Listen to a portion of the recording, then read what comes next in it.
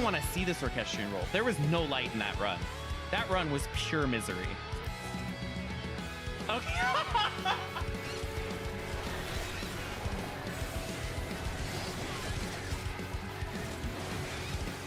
They didn't activate. Wait, what happened? Uh-oh, that's not good. Une, where are you? Une! Une!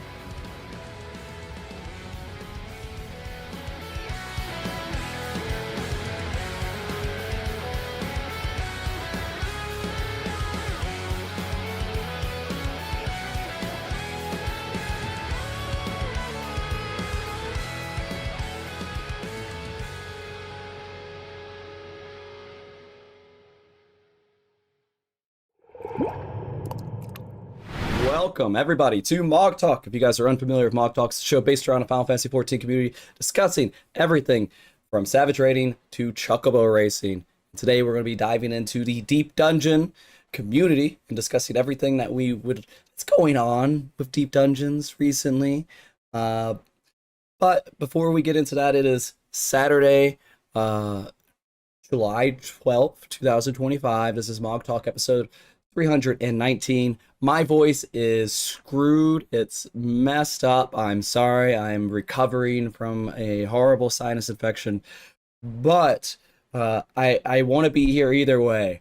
I want to do this show because I've been looking forward to it for quite a while. Let me go ahead and start introducing our wonderful guest here, or I'm going to have them introduce themselves. Aura, would you like to go first and tell everybody who you are? Since you're the shyest person on the show, I want you to go first. Oh, you're gonna really test me today. So hi, I am Aura Moonex. I stream twice a week.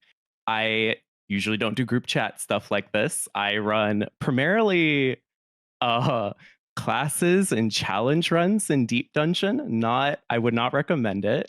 We fail a lot. We have a good time, and I like to show that.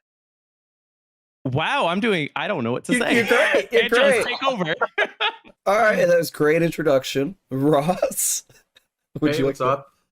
I also do Deep Dungeon twice a week. That's kind of funny. But yeah, I pretty much do whatever. I will just say for all three of us, just for like the credentials, all three of us have cleared all 21 jobs in all three Deep Dungeons. That's like the baseline, right? And then after that, we just kind of do whatever we want. I generally just find also like stupid. I call them stupid runs because it's like runs that no one should really do. So like Ice Mage in Palace did that. Harp Only Reaper tried that out in Heaven on High. So just stupid runs, stuff like that. But yeah, that's me in a nutshell. Okay. Good to meet you. And now, Angelus. What's up, guys? Angelus Demonus here. Usually, we've been doing Deep Dungeon for a long time. These guys have kind of outlaid themselves as kind of like the end game of the Deep Dungeon, which already is difficult. I would say more recently, and as of now, I'm more still on kind of the intro version of it, where we kind of get people into the content, get people to try to do Deep Dungeon, know what it is, and try to stay on that baseline. I mean, I'll do my challenges once in a while. The video that Frosty showed us when we were doing the one-handed challenge. But yeah, just been doing the content forever, and I'm happy to always talk about it at any point. Yeah. All right. Well, let's get through this. With my voice hopefully surviving the entirety of the show. We will see. You got this. All right. As you notice, in each of the guest profile pictures here, there's a little green line that will pop up on the edge. It's not super apparent, but you can tell when they're talking. You'll understand who's talking, you'll get used to their voice. I think everyone here has a distinct voice at this point. None of us sound even remotely the same. So it should be pretty easy to keep up with it. But just so you guys know out there, some people might not even know, there's actually a whole community of people who do Deep Dungeon, and a lot of people think of Deep Dungeon as getting into a group and going through and doing it with 3 people, or well, 4 people total, 1 plus 3. But the most of the Deep Dungeon community specializes in solo runs, right? I actually, that's a good question, because So there's a group Deep Dungeon Discord out there, which has been there for a while. I've been doing Deep Dungeon for like 4 years, and I just joined it this week, or like this month, sorry. So there's a lot of them out there. I didn't know there's an entire community that's just out there doing group runs. And maybe just by pure numbers, there actually might be more of them than the soloers. But Yeah. it's actually, I would say it might be more split than we think. Okay. What do you, Angelus, Aurora, you have any disagreements there? I don't disagree. I mean, I guess I do wonder like who is the louder voice amongst the smaller community, like if we're louder or if the group runs are out louder. Because yeah, that big Discord, it's great. Like it is ran very well. They have group runs all the time, and they have a whole system of making it kind of very positive and making sure people don't grief and everything. And then I mean, we also have had like people like doing like light party speed runs and everything. So I mean, there is The that one group. factor, the human, right? So Yeah. I don't know. I would kind of agree with it that it probably is split. I mean, if I were to just like pick one or the other, I probably would say the groups are just like slightly more. But I Yeah. would say the soloers probably have more prestige because the challenge I would assume is just a little more difficult than say light parties or two mans going in, etc. Yeah. I mean, and for most people to understand, a lot of the show is going to be talking in the perspective of a solo player going into this content, because that's been kind of like the unique thing of being able to do this. There's not a lot of content in Final Fantasy XIV, at least current content, right, that stays the same difficulty for the most part that you could do solo wise. I mean, it's evolved a little bit and changed a little bit since the release of Palace of the Dead, but I feel like the challenge has been fairly stable over the years. Yeah. Honestly, that's pretty fair. Yeah, I would say fairly stable. It's changed, but fairly stable. It's changed. Well, it's because maybe we'll end up talking about this later, but like the jobs are getting better, but the dungeons are staying the same. So it's like, take it for what you will there, but that's kind of been the trend. Is like the jobs keep getting better. So if you took someone from Heaven's Ward who never got Necromancer, and they were like, this is impossible, and then you plop them into Dawn Trail, they'd be like, what the heck is this? Like, I'm so strong now. But it's all relative, right? I mean, if you didn't have that perspective, you'd have no idea. Yeah. Or did you have any thoughts on the group versus solo conversation?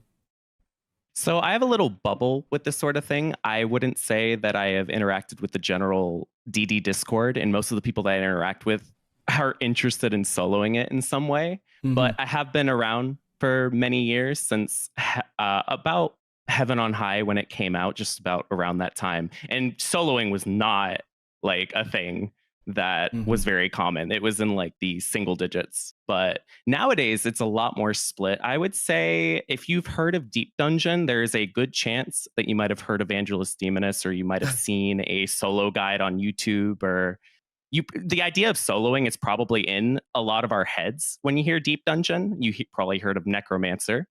I don't know what the split is. I feel like I am completely biased towards the solo aspect of it. So, yeah, I mean, I personally have soloed one Deep Dungeon, and that was Eureka Orthos. I saw that.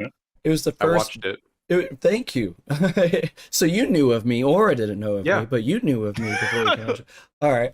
But it was the first big challenge I did for myself, and I did it blind, right? I went in and I said, I'm not going to look up any guides or anything. The only thing that when you're streaming, it can't be like 100%. It's like blind while streaming. Because you could pick up on things people say in chat. For the example, on the last boss, when I tried to do it, it was the people were talking and they're like, "Oh yeah, he doesn't know about the cheese for the ice crystal part yet." And just saying that lets me know that there's a cheese for it that could be figured out. And I don't know if it inspired me to do this, but I just took a picture of the arena. And I was like, all right, where is his ice stuff going? Let me map that out. And then when I mapped it out, I found a safe spot for every single one. But I mean, it was it took me a couple months going at it, because it was the first time deep dungeon at all, right? And trying to learn all the different mechanics and stuff. And there's some tricky shit if you haven't done a deep dungeon before. So there really is. I mean, so should we talk about EO? Should we bring that up? I mean, we can. I mean, you know, I think it's pretty important. Sure, let's talk about it. Yeah. So EO actually fractured the solo community pretty hard. Oh. Because everyone was used to Palace and Heaven on High, where the bulk of that difficulty, I don't care what anyone says, like all the difficulty really stems from high auto attack damage. And it's like all of your decisions actually cascade off of that, right? Because it's like you have to start thinking about what monsters are safe to fight. When do I use a steal? When do I use a serenity? When do I use a floor wipe? Like all of your decisions are based around like having to deal with threatening auto attack enemies. And we were conditioned to that for 2 deep dungeons. Then you get EO. And I'm not kidding, a ton of people quit even before they got their first clear or quit immediately after first clear because they shifted the difficulty. And I actually don't think it's bad. I will say that. I think Eureka Orthos has a very good deserved spot in the deep dungeon lineup, but it was completely not what the like most of the solo community wanted. And a lot of people just quit deep dungeon after Eureka Orthos was released because they focused on like, okay, we're not going to punish you as hard with auto attacks. We're not going to punish you as hard with palms because the demi clones are. I think they messed up on the demi clone drop rate. It's actually insane. Like, I think they just completely messed up on the demi clone drop rate because it's just absolutely insane. To me, Onion Knight should be as rare as an Odin. Okay, if you're familiar with Heaven on High, like Onion Knight is cracked. There is no reason I should be able to get like 3 Onion Knights on some runs. Like, I don't know. Anyway, but it's like that was a huge shift. So it's like I think Eureka Orthos is a great deep dungeon for a beginner because it's like, hey, you don't really have to think about these other things that you have to think about in the other ones, but we're going to test you in a more traditional style of the game that you might be used to from like a raid or, you know, like a you know, savage, extreme, whatever, right? It's like learn these enemies, memorize what they do, and then make sure to position yourself correctly so that they don't kill you, right? That's the main difficulty of Eureka Orthos. So it's like, I actually think that's healthy for the game to have that, but it fractured the community. I loved Eureka Orthos, but I mean, I didn't have the patience for Palace of the Dead.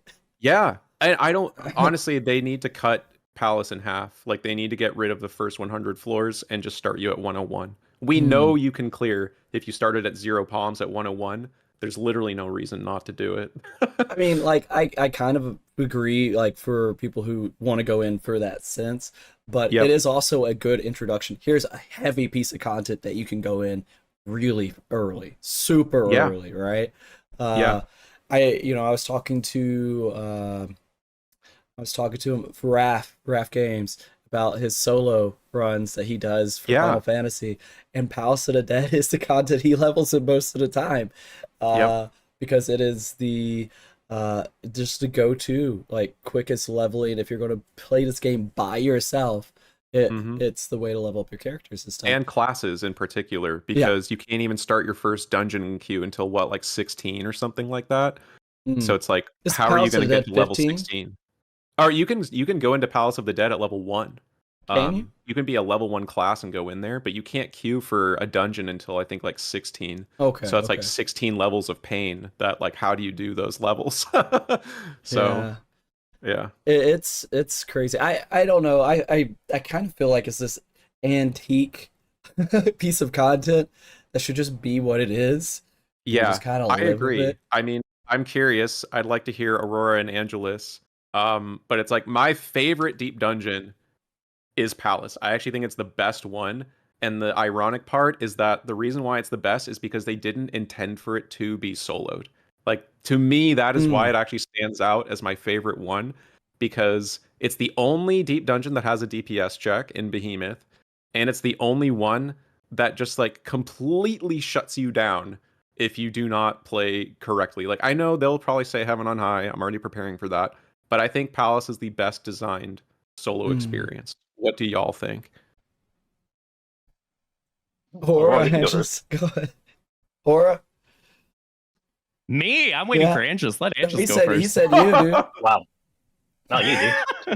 Fine. Okay. So I'm a little mixed on it, at least from a because I've gotten to into this point where I look at Deep Dungeon from a very like stream perspective now, like setting up the files, having it ready for the runs, the challenges, and such. And when you look at it like that, Heaven on High has abused me the least.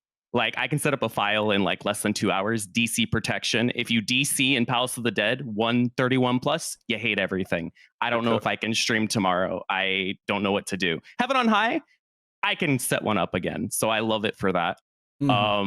I actually do like the lower floor palace. I actually, it's weird. I hate 200 floors, but I also disagree with Ross about the idea of cutting it in half because I just have this like, it might be nostalgia goggles, but I used to level all my jobs with like match party 51 to 60 chaos with like random people. It used to pop a lot more.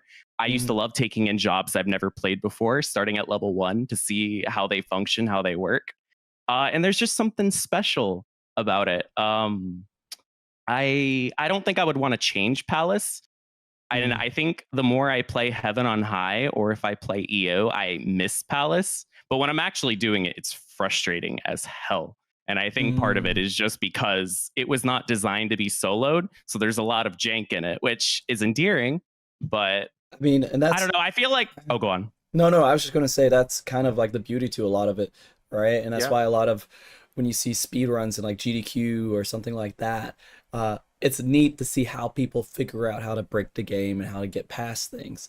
And I think that's what Palace of the Dead has. Yeah. You get it. You 100% get it. That's why. Like, so before Angelus, I guess, says like what we all want is for basically Pilgrims Traverse. Maybe I'm speaking for both of you a little bit, but I feel like I maybe get both of you a little bit, but like, I think we want them to just hand us a deep dungeon and just go figure it out. And it's been a trend of content recently where it seems like it's designed to be cleared, which I have an issue with because it's like it ends up just feeling basically like a tour guide. Like you hop on, you go to your theme park, you hop on the ride, you take the ride, you get your participation trophy at the end, and that's it. And it's like, well, that's fun one time, but what if I want to do this a lot of times? What if I want more, meat than that? You know what I mean? So, well, I'm gonna let Angelus, you know real quick. The reason they will never do that is because you guys exist. I know. You're on enemy for that because they're making content for people like you who want to do that now. And so they have to design it in a way that it is possible to be done. But anyways, Angelus, go ahead. Sorry.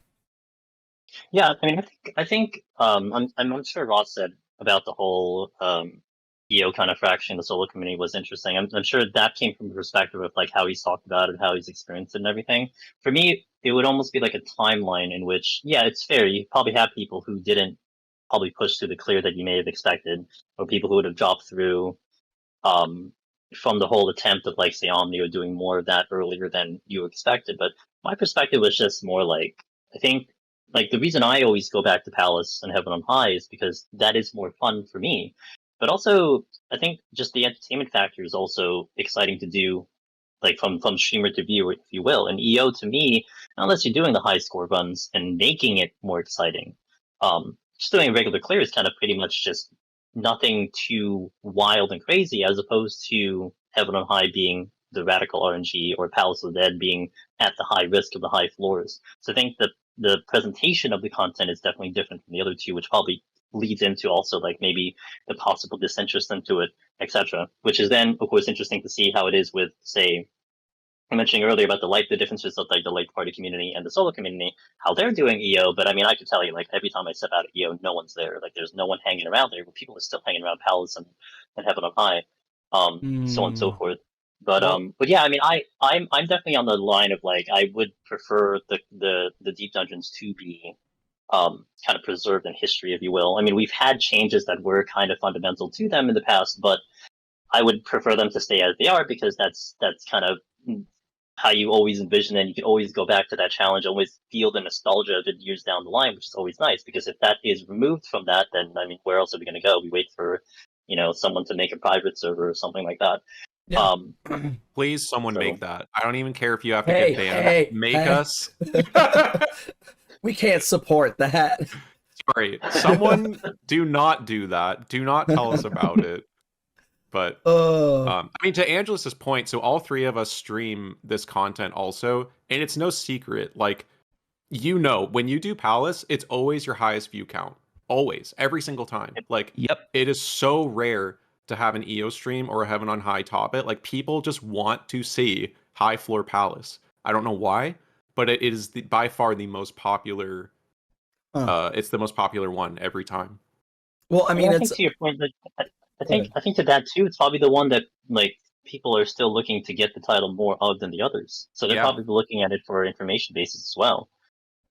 Like I had always said, like people kind of ask me, "Hey, is your EO guide up to date?" And I'm like, "Yeah, because there's nothing that needs to change. I mean, all you need to do is do mechanics, and you're fine. That thing is preserved in history. Now, the Yeah. other stuff, yes, it would be a good idea to update this job and that job because once they change on the patch, then it could be a huge shift into it being harder or easier. But with EO, you can change jobs willy nilly. It doesn't matter because the strats still gonna be the same. Yeah. Yeah. I mean, it's true. I don't know. I feel like Palace of the Dead is just, again, one of the hardest ones for people to get past and get cleared and everything else. And it's one of the ones that takes the longest. It's one of the ones that takes the most effort into. And it's the one that most people see first, right? So everyone is super familiar with it. So it is the one that most people would probably want to watch and most people are familiar with. To me, EO, sorry, it's squealing here. To me, EO is like a lot of fun just because it has a personal connection to me because it was the first one I tried to mess with. It was the first content that was challenging that I did blind. And so it means something really big to me. Like top is my favorite ultimate because it's the only one I cleared. Right? But what a one to clear, honestly. It's like the hardest one. Yeah, it was my first one I cleared. And I cleared it with, it was a 6 out of 8 clear party. And Nice. 2 to 3 people, I think it was their first clear of an ultimate as well. It was the hardest endeavor. We went through it casually. It took us 7 months at a casual pace, like 2 to 3 nights a week rating on it. But we got through it and it was amazing. That's what we want, what you just described. Like, that is exactly what we want. And that is the fear, is that we will never get it again. Not to be like, you know, super pessimistic, but it's like, I think we all know that probably will never happen for Deep Dungeon again. That Palace was like this anomaly, You know, and it probably will never be replicated. But it's like, that's the experience that we want, is like being presented with something that actually takes, you know, a concerted effort over a long period of time. Actually, the other thing we all three have in common, I think all of us are going to be doing Pilgrim's Traverse blind for that reason. Is like, we know if we just watch someone clear it, we're going to be able to clear it within like a couple tries probably. So it's like, we're all going to be doing it blind, I think. I mean, that's why a lot of people do the world race, right? They want to do it before there's extra strategies and be able to figure it out themselves. It's such a great feeling to do that. And you lose that usually when you don't do it in the very beginning. Yeah. But there is an interesting perspective because I do wonder, and not that we had the opportunity to do that for Palace and Heaven on High, but you know, seeing how Eureka Orthos had gone, the only reason why the three of us are going to be kind of very, very strict on doing it blind was because of how EO became. Because EO was a knowledge test. It was about if you know what's in front of you, you can clear. Whereas something like Palace and Heaven on High, how they were designed, I would say that may not necessarily be true. I mean, how many videos of all of us do we have up on YouTube, and you have people still stuck there years later? I mean, it's all there. They can just copy paste it, but that's not quite the case because of how you need to handle those pieces of content. But of course, we don't know what to expect on Pilgrim's Traverse. But if it's anything like EO in terms of its being mechanical, then yeah, we would be penalized. We would penalize our experience for looking up things. Yeah. If it's something a little bit more like Palace, maybe not so much. But I mean, I'm certainly not going to take that risk. I would still prefer to experience it, you know, completely blind. Because like we have like so many years of Deep Dungeon knowledge where it's like that really carries an EO, because if you make a mistake by dying or something, it's like an experienced player making a mistake is going to be able to recover so much easier with all the Deep Dungeon knowledge of just like how to spend palms and how to manage time. So it's like really all we had to do was learn what all the enemies did. We didn't have to learn Deep Dungeon and Eureka Orthos mobs. We just had to learn the mobs. So it's kind of like, yeah, I mean, shout out to Finn. I'm pretty sure Finn cleared Eureka Orthos on Pictomancer only using demi-clones. Never touched a single gold chest. And to me, I believe that shows like its true identity, that it's like the challenge of that is not the deep dungeon element. It's there. And if you're not as good as someone like Finn, you will need those palms to clear for sure, Mhm. right? But if you're not at that level, or if you are at that level, it's like, well, shit. I mean, all I need are these demi clones, and it doesn't really matter what enemy I pull. I can just zoom through this thing, right? So it's Yeah. like, it's a different design philosophy. And again, I actually don't even think it's bad. I think it's good to have options and variety in the deep dungeons we have. It's just, we put a lot of pressure on these because we only get one per expansion, if that, because we missed one in Shadowbringers. So it's like, if they don't make it something that we like, it's like, well, see you next expansion. Like, Yeah, that's true. What was I thinking? Oh, I already lost my thought. That's all right. So I know Aurora wanted to say something, so let him say something. yeah, Right. Aurora, what you were gonna Oh, say? I'm big chillin'. I am enjoying the conversation. This is great. No, Oh, you were going to say something. also, you can say something. Yeah. Okay. Well, this goes back to the earlier topic a bit because it was something that I wanted to mention. I think part of what makes Palace of the Dead the most watched also is just because, and it goes back to the consistently entertaining. And I was thinking in Heaven on High overall, a lot of the bosses are not threatening, or at least in comparison to the other two deep dungeons, you can learn the Heaven on High bosses a lot easier, which takes away a lot of the stress or the excitement. But the floors are hard, which is interesting that Heaven on High was made with solo in mind, and yet the auto attacks hit so hard, which is interesting that they still allowed that, because considering how EO ended up. But in Palace of the Dead, the floors are tricky, but also the bosses. You don't hear about Palace without hearing Behemoth, without hearing about Godfather, and how challenging that is on a lot of jobs. And that keeps, you want to see if someone can do it. Someone can climb to 180 just fine and then just wipe to the Behemoth, and you got to do it all over again. 200 floors, get up and do it. Whereas EO, some people have, at least from what I've seen, they've complemented the EO boss design because it actually adds a little bit more challenge. It is essentially just learn mechanics, but there's more mechanics than Heaven on High. For some of the Heaven on High bosses, you can stand in one spot and never move, and it's okay. But the floors themselves are like, when you've watched someone that's cleared EO before, you know exactly how it's going to go. I can load up someone's stream that did EO today, and I know that there is almost no risk of them duty failing. And for some of us, we like that risk. We like seeing what's going to happen next. You know, we get the popcorn out. We want to see if they're going to fail and have to redo it, or if they're going to get there with like no palms. EO doesn't have as much of that. So I think that's what makes Palace the most watched as well, that I wanted to bring up, was just the fact that it's consistently engaging. The floors and the boss are quite hard. So no, that's a great point. I mean, even on a job where it should be quote unquote free, I know people hate that word when we talk about solo deep dungeon. Oh, I do.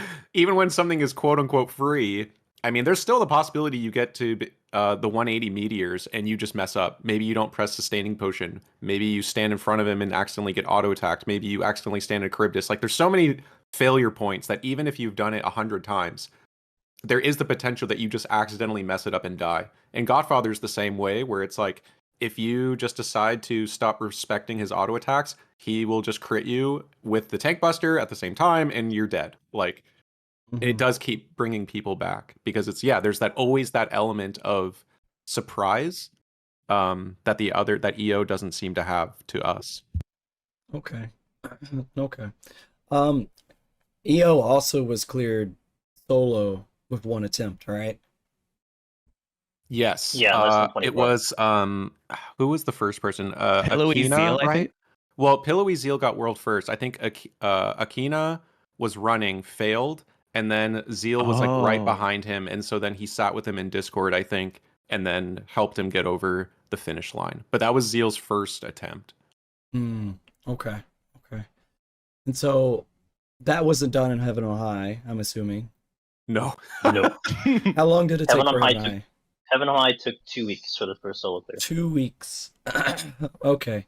And Palace of the Dead took years, but that was a different story, right? Yep. Yeah. Because it wasn't possible. They programmed it to be possible later. Here's the interesting thing about that, actually. I think all three of us agree and believe that if you took the modern, like, experienced deep dungeon player and then you put them back in Heaven's Ward, they'd be able to clear. Because we know now that healers are actually very good at deep dungeon, but back then it was like people maybe were trying, but they weren't getting very far. But it's just the knowledge of deep dungeon itself has advanced so much. And I mean, Aurora is clearing on Conjurer. So if you're going to tell me that modern Conjurer is better than like Heaven's Ward jobs, I mean, you're insane, right? Like there's no way modern Conjurer is better than an old job, right? So it's like we know that healers could clear. And also, we don't need to talk about this. It should be its own discussion entirely. But like people are also very good at spinning now, which I don't know if you know what spinning is, but basically it's a movement abuse where basically in Heaven on High and Palace of the Dead, you can just run around an enemy, and if you do it correctly, they will never cast an attack and they'll never auto attack you. So if you do that on a modern or an old Heaven's Ward melee job, you could definitely clear if you were really good at spinning. So we know people could clear it now. I think it was definitely skill issue back then that people couldn't clear, but it still would have taken a long time, I bet. Yeah, I mean, you have to figure it all out. And it's the first time type of content's out there. So exactly. Decode it. Yeah, it's like UCOB, what took forever to clear, right? But it's like first ultimate, so yeah. That was a weird time. I was like, it's gonna be cleared. It's like probably like an extreme, one fight, one day, whatever, like a couple hours. Takes a month or whatever, you know. Takes forever. Yeah. It was cool though. It was a fun time to watch. Yeah, it was good. So, but I mean, going down that path, the evolution of these, I mean, they've made minor changes, I guess. They made some major changes to Palace of the Dead over the years since it was put out there. And I guess they made a decent amount of changes to the Heaven on High to make it more accessible too, didn't they? Or am I imagining Well, they added 2 palms, which I argue are just absolutely have no place in any deep dungeon. Where Conceal, I know Aurora loves them, I hate them. So I'll just say it. I think Conceal is cheating. If you get a treasure room with proximity enemies, you deal with it. Like you find, like that's what Palace would say. Palace would be like, you deal with it. Like I don't know, it's here. And then Magicite is straight up cheating, just kills all enemies on the floor and also gives you invulnerability to everything possible. Even things that are supposed to one-shot you, like the 70 boss, you can invuln that too. It's actually so cheap. So that's what do you think, Aurora? I think it's actually not healthy for the game. Well, thank you for asking. The shy gloves are coming off. I got you, Finn. So I think Conceal is my favorite Pomander in all of Deep Dungeon because it adds so much level of decision making. You enter a floor, you're behind on time, your palms are in a weird situation. What do? Well, you now have a palm that you can use to explore. You can check chests. Ninja has this built in with hide, so it's not like we haven't been able to do this already. But we can conceal, check chests. We're like, oh, I got a Petri, I can do that. I got conceal. I don't have to deal with debuffs now. Conceal adds so much more gameplay and decision making that you wouldn't necessarily take advantage of if you're a newer player, right? Like if you're a newer player, you wouldn't think to use conceal in those types of ways. You might just use it if there's a treasure room on the key, and then that's that. But you can use conceals for big rooms, which is, you know, Heaven on High specific, but that is also where conceal came in, which makes it a little more fair in my opinion, because big rooms are a whole nother topic. Yeah. But I think conceal was not only very healthy, but I think it added the variety that I look for in deep dungeons, where there's a whole lot of different tools that isn't just damage up, defense up, less mobs on the floor, more chests. I love it. I think conceal is fantastic. I mean, I think it's cool. It's overpowered. Magicite needs to be removed. I hate Magicite. Conceal, I just think is overpowered, but I can agree with what you said. I think this is a very interesting topic to discuss because you were looking, and especially Ross's case, he's looking at it as it is now and what it is in July 12th, 2025, right? But I remember when Heaven on High first got introduced, and I hadn't gotten my first clear yet. These were things that I was thankful that they were in because it kind of helped, like, make a lot of these interesting decisions and everything. Like, never at one point did I feel like they were overpowered because it almost felt like I was underpowered and I needed every help that I can get. But you have kind of a very interesting perspective, and again, leading into Pilgrim's Traverse 2 is that how do we view it on like the first 6 months, and then how do we view it in its longevity? And then, of course, you have the concern about the development state of what are they actually planning for? Are they just planning for us, like a lot of the content, I suppose, that it's going to be good for that first go around and maybe not so much to last 9 years from now, right? Or, of course, you know, that evolution you certainly can't predict for. It is what it is. but it is interesting to kind of hear it from that point of view as it is now, but then also to take into consideration kind of what it was as they introduced it. And I'm sure that's kind of how they thought of it when they first introduced it, like maybe things like that. Yeah. So No, I think that's probably true. I mean, it's interesting too because not even just in the Pomander choices themselves, but also what enemies, like the enemies in the Heaven on High versus Palace of the Dead, because the main challenge of Palace, especially the final set 191 to 200, pretty much everything's proximity. So it's like yeah.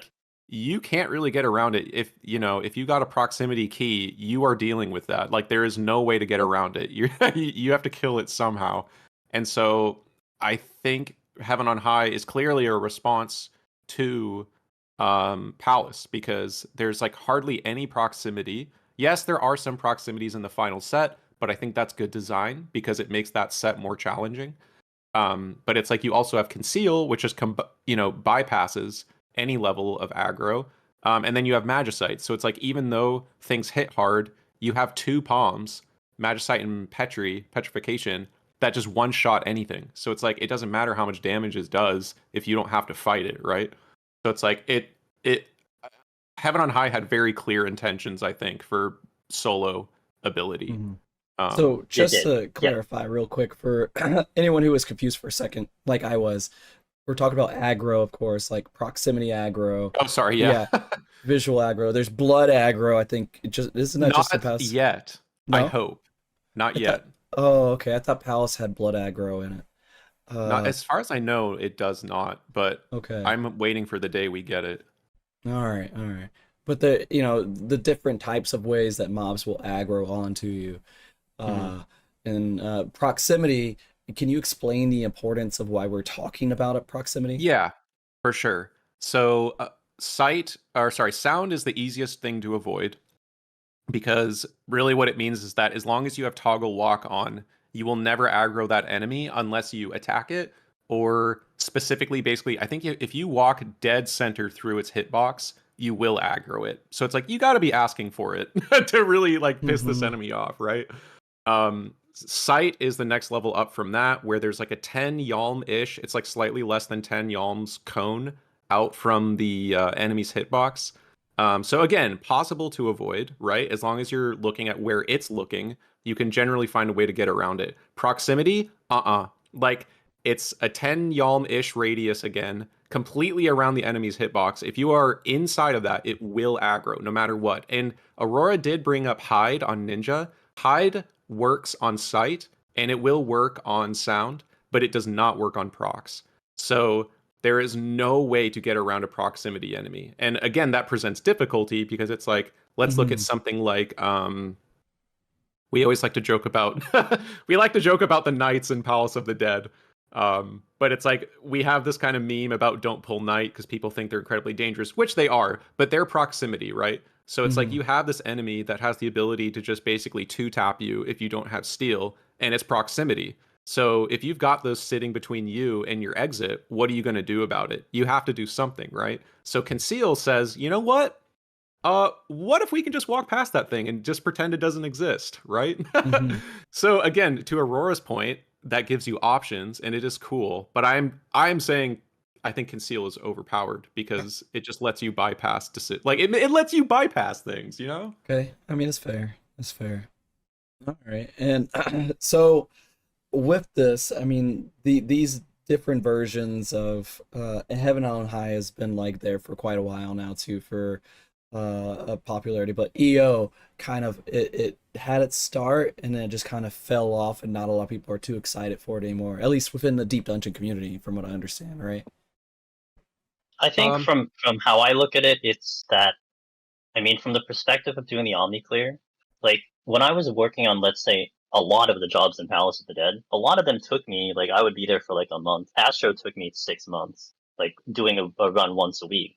Meanwhile, EO, it was just done up until like Astro took me 3 runs. And I would say, I mean, even putting it in my perspective, like for me streaming it, I mean, if I was still working on Omni, I would still be working on Omni, but I have nothing left to do in EO. And I think part of that probably lends to it. Like, there's nothing out there on Twitch as much, maybe, or no one really talking about it. So it's kind of like no one's really, going over it, if you will, on that perspective. I mean, you can discuss the mechanics, you can discuss here and there, but that's kind of like just the state of where EO kind of stood.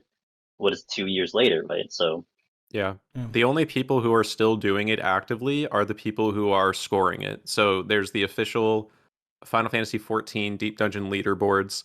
The only people who are still actively doing Eureka Orthos are the people who are trying to get higher scores on that. And it's funny because we have like two people who are basically both trying to get a 2 million score for different reasons. One, because they basically have to get that to beat a score that someone beat over them. And then we have one other person who's just trying to be that first person to get 2 million. And it's like, they're the only ones really doing it. I mean, I know there are people out there doing group runs, trying to get titles, but it does seem by far, it's like interest has waned the most on that one amongst all three of them. Okay, so it doesn't have as much longevity within people who are interested in this type of content. It's one of those, it's released, people have fun doing it, and then done. It's the Endwalker symptom, yeah. Okay. It's like, do it once and you're good. Like, I was on the leaderboard for EO for a little bit. Hell yeah. I was. I felt pretty good about that. Yeah. It didn't last. Yeah. But it was pretty fun. So, and I guess we could talk about how this leads into Pilgrim's Traverse, and all the concerns that everybody's having with Pilgrim's Traverse and what Yoshida said recently, right? Yeah. There's mixed. So first off, and this is not, I know that there was like an incident on MogTalk where you had someone that said like, oh, do the devs even play their own game? And Yoshida heard that and got upset. Yeah. So I'm not saying that. I'm not going into this.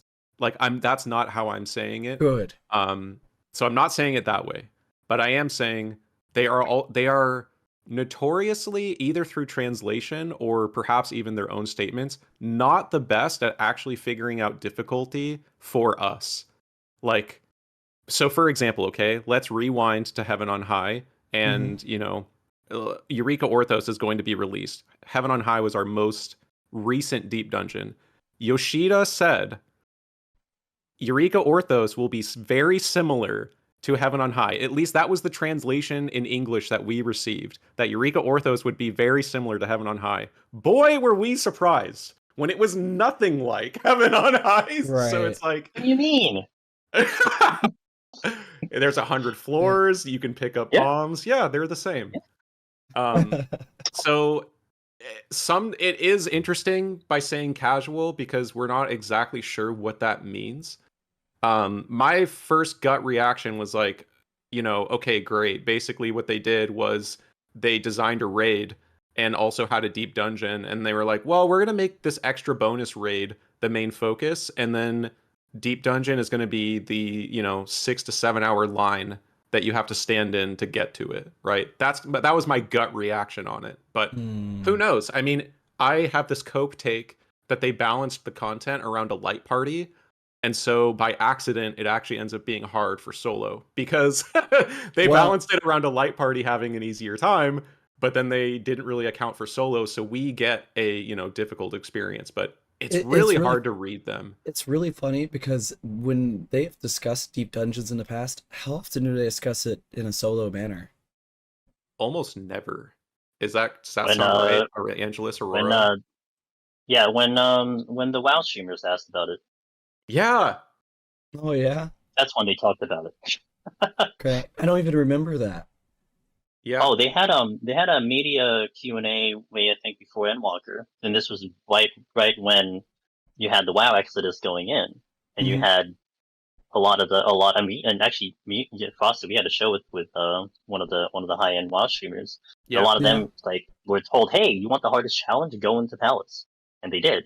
And then they had the opportunity because of their, they're much higher in status in terms of their channels and everything. So they had Q&As, and two of them were like, "Hey, would we see more things like Necromancer, etc.?" That was the last I heard of it. Yeah. All right. And what was the response? I don't remember. I mean, the video was somewhere. I don't know. Honestly, I don't know. I just remember that being asked, and I'm like, okay, great, someone asked it. We'll look into it. Yeah. Yeah.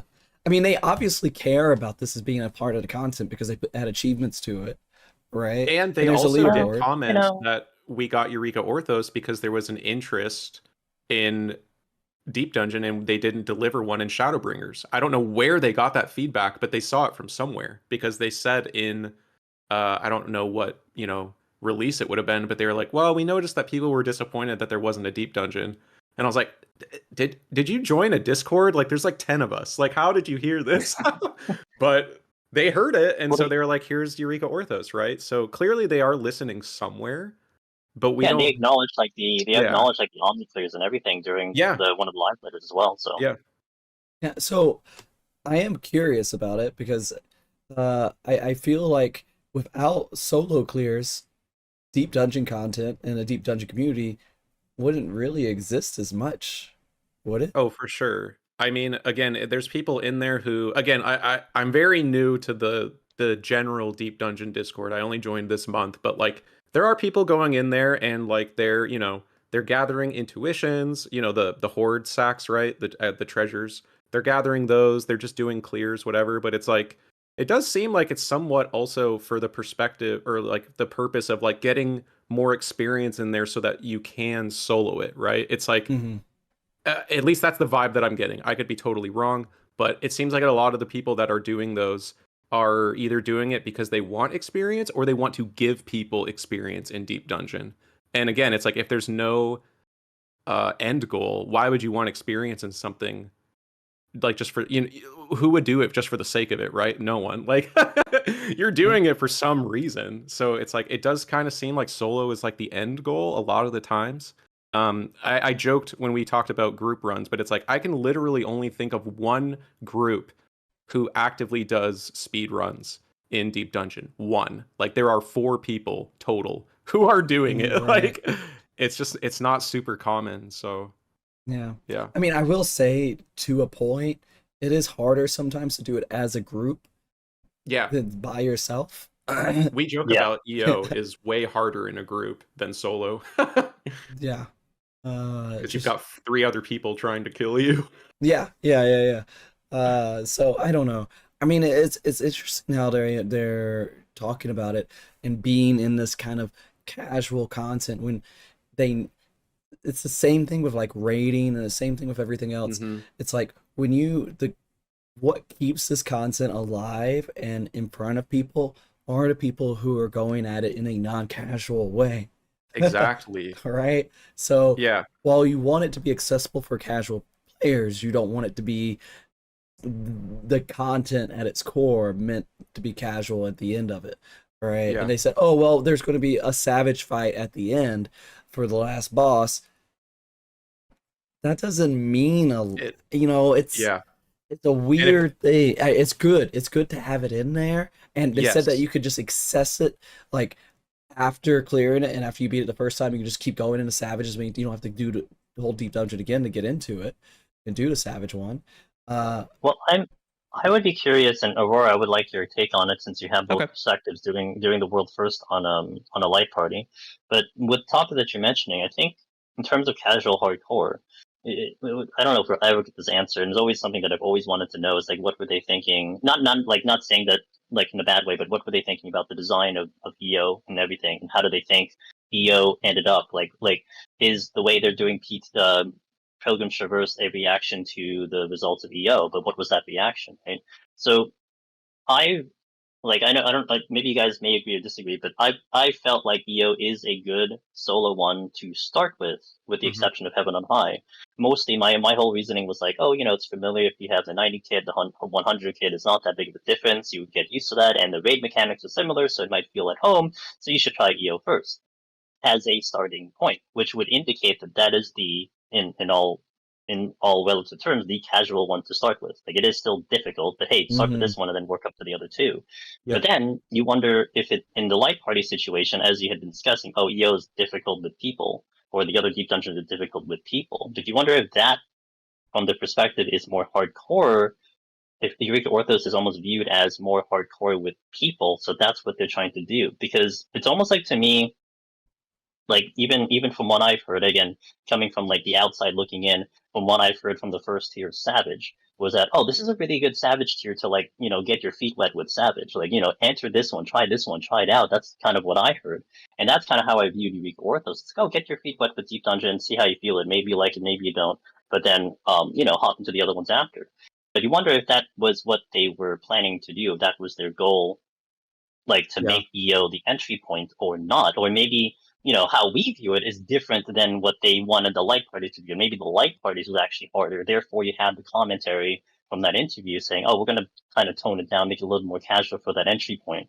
But again, you could say that that is more casual for everyone, or they're ignoring soloing, almost bringing you back to the Palace era where it's like, okay, we have this thing designed for 4 people. Oh yeah, by the way, you can solo, do what you want to do, kind of thing. Like I don't know the answer to it, but it's still kind of a thought that I have. Oh, I want to hear Aurora's.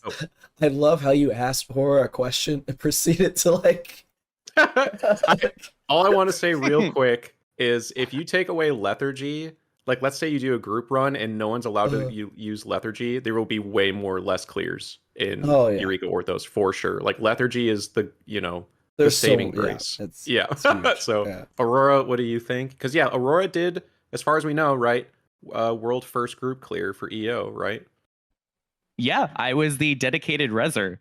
So I stayed, like my stream was great because I just hang back like 2 rooms away and stand there doing nothing while the other 3 fought. So I got lots of firsthand experience. But no, realistically, I have a lot of weird thoughts about EO. My favorite Final Fantasy is Final Fantasy III, if you didn't know. So I'm always going to have a little soft spot for EO and the themes of it. But I did a group run with Finn Bezel, Sig9 TV, and Meiji. A lot of you probably know Meiji from the old DD guide. I wasn't really intended to be a world first group run we were mostly going to get Aetherpool for our solo runs, but it just so happened that we decided to climb further and further. And this might be a hot take, but when I saw certain mobs like Behemoth on floor 7, I actually thought that they made, and I still kind of feel this way, I think they made Eureka Orthos with love. I don't think it was a very systematic thing. I think they wanted to make something different and original and fresh for people who have played Palace of the Dead and Heaven on High. So many things were different, and we were screaming a lot of the run. Like me, Meiji, and Sig especially. Finn was playing a tank. Tanks don't die. But the other 3, we were dying constantly to mechanics, and that was fun. It was exciting day 1 to play Eureka Orthos, and it does feel like it was made for a group more than it was solo. Some of the bosses even changed. I did a duo run with Rarum a few months back, a friend of mine, and we both have cleared Deep Dungeon many times, and we straight up duty failed on the 80 boss. Like that sweat me real quick. But it's interesting because I think one of the first moments, day 1, when I realized EO was going to be different, was when I tried to Earthly Star Storms a Treasure Room of Mimics on the final set, and we timed it wrong, and all 9 to 12 mimics came chasing after us, and we yell, and they did no damage. Like, we're like, oh. And I think at that moment, I realized that the Eureka Orthos is completely different. And I actually do firmly believe that they wanted it to be something geared towards more people, maybe people who are more used to mechanics or people who want to clear for the first time. They wanted to have all different types of tools that you can use, whether it's storms for like methodical play, whether it's dread. If you're someone that likes rage or lust, it gives you the option to handle it that way from Palace of the Dead. And it has demi-clones, fresh new thing that allows low DPS jobs to be able to do the floors fast. But I guess, I really do think that the accessibility and making something different, group focus, was the intent. I don't think they, at least in my opinion, they believed it would be the biggest hit solo. Maybe that's weird. So you think they're making it with the focus of a group, and then solo is just like the afterthought? Yeah. Yep. Which ironically worked out for Palace, but it hasn't worked for EO. So it would be like the complete opposite for EO. I would say so. Yeah. So, I mean, that's kind of why it's like, looking ahead to Pilgrim's Traverse, it's just like, I mean, that's why I, brought it up earlier, but it's like that's why all three of us are just going to do it blind, because it's like you only get that first clear once. So if you really want, and for me specifically, it was actually watching the Forked Tower World Prog, and that was really fun to watch. Yeah. It was so cool, and I was like, I want that experience. And I do some raids, but like really, like I'm only subbed for Deep Dungeon at this point. So it's like, where am I going to get it? Well, I'm going to get it in Deep Dungeon then. So it's like I want that experience, and it's like I can't remember who said it, but I'm pretty sure it's like every single world first, if it's Savage or Ultimate or whatever, every world first person that you have on this show, when they talk about it, they all say the same thing. It's the best way to experience the game. And there's no way to substitute it. There is no way to get that feeling unless you're actually doing it blind, right? Right. Like, yeah. The puzzles are fun to figure out. It's really fun to figure out. Yep. But I mean, like, and the difficulty goes down completely as soon as you know the puzzle. Exactly. Yep. And so I think trying to think about Pilgrim's Traverse and what they're going to do with it, it feels sort of like a crapshoot for like how the difficulty is going to go, but I'm just so curious if they are intending to like think about solo in some way, and solo in the way of when they have the Savage fight. Is that a solo fight? Is that even going to be possible solo, or is that only possible in a group? It doesn't seem like it's going to be soloable. I mean, the wording can be weird. Yeah. So go ahead. I was just saying, I would bet like, I don't know, a decent amount of money. It will be 4 people only. Usually when they release these things, like in the live letters, there will be like specific language where it's like, oh, can be challenged up to 4 players. But this one seemed to suggest it was like, this is a 4-person raid because we didn't. So this is the crackpot theory that people have, because they were like, well, they didn't do Criterion, so they're just giving us 1 boss from it. Like, that's what a lot of people are saying, right? So when are they doing Variant again? When is we have no idea. It's so weird. I mean, they announced Deep Dungeon, but they didn't say anything about Criterion. So would it make any sense that they would put it in the 7.3 patch, right? It's so strange, and it was in the Dawn Trail. What do you call that? The media tour, like in the slides, right? Like, didn't it say Variant Criterion, right? Where is it?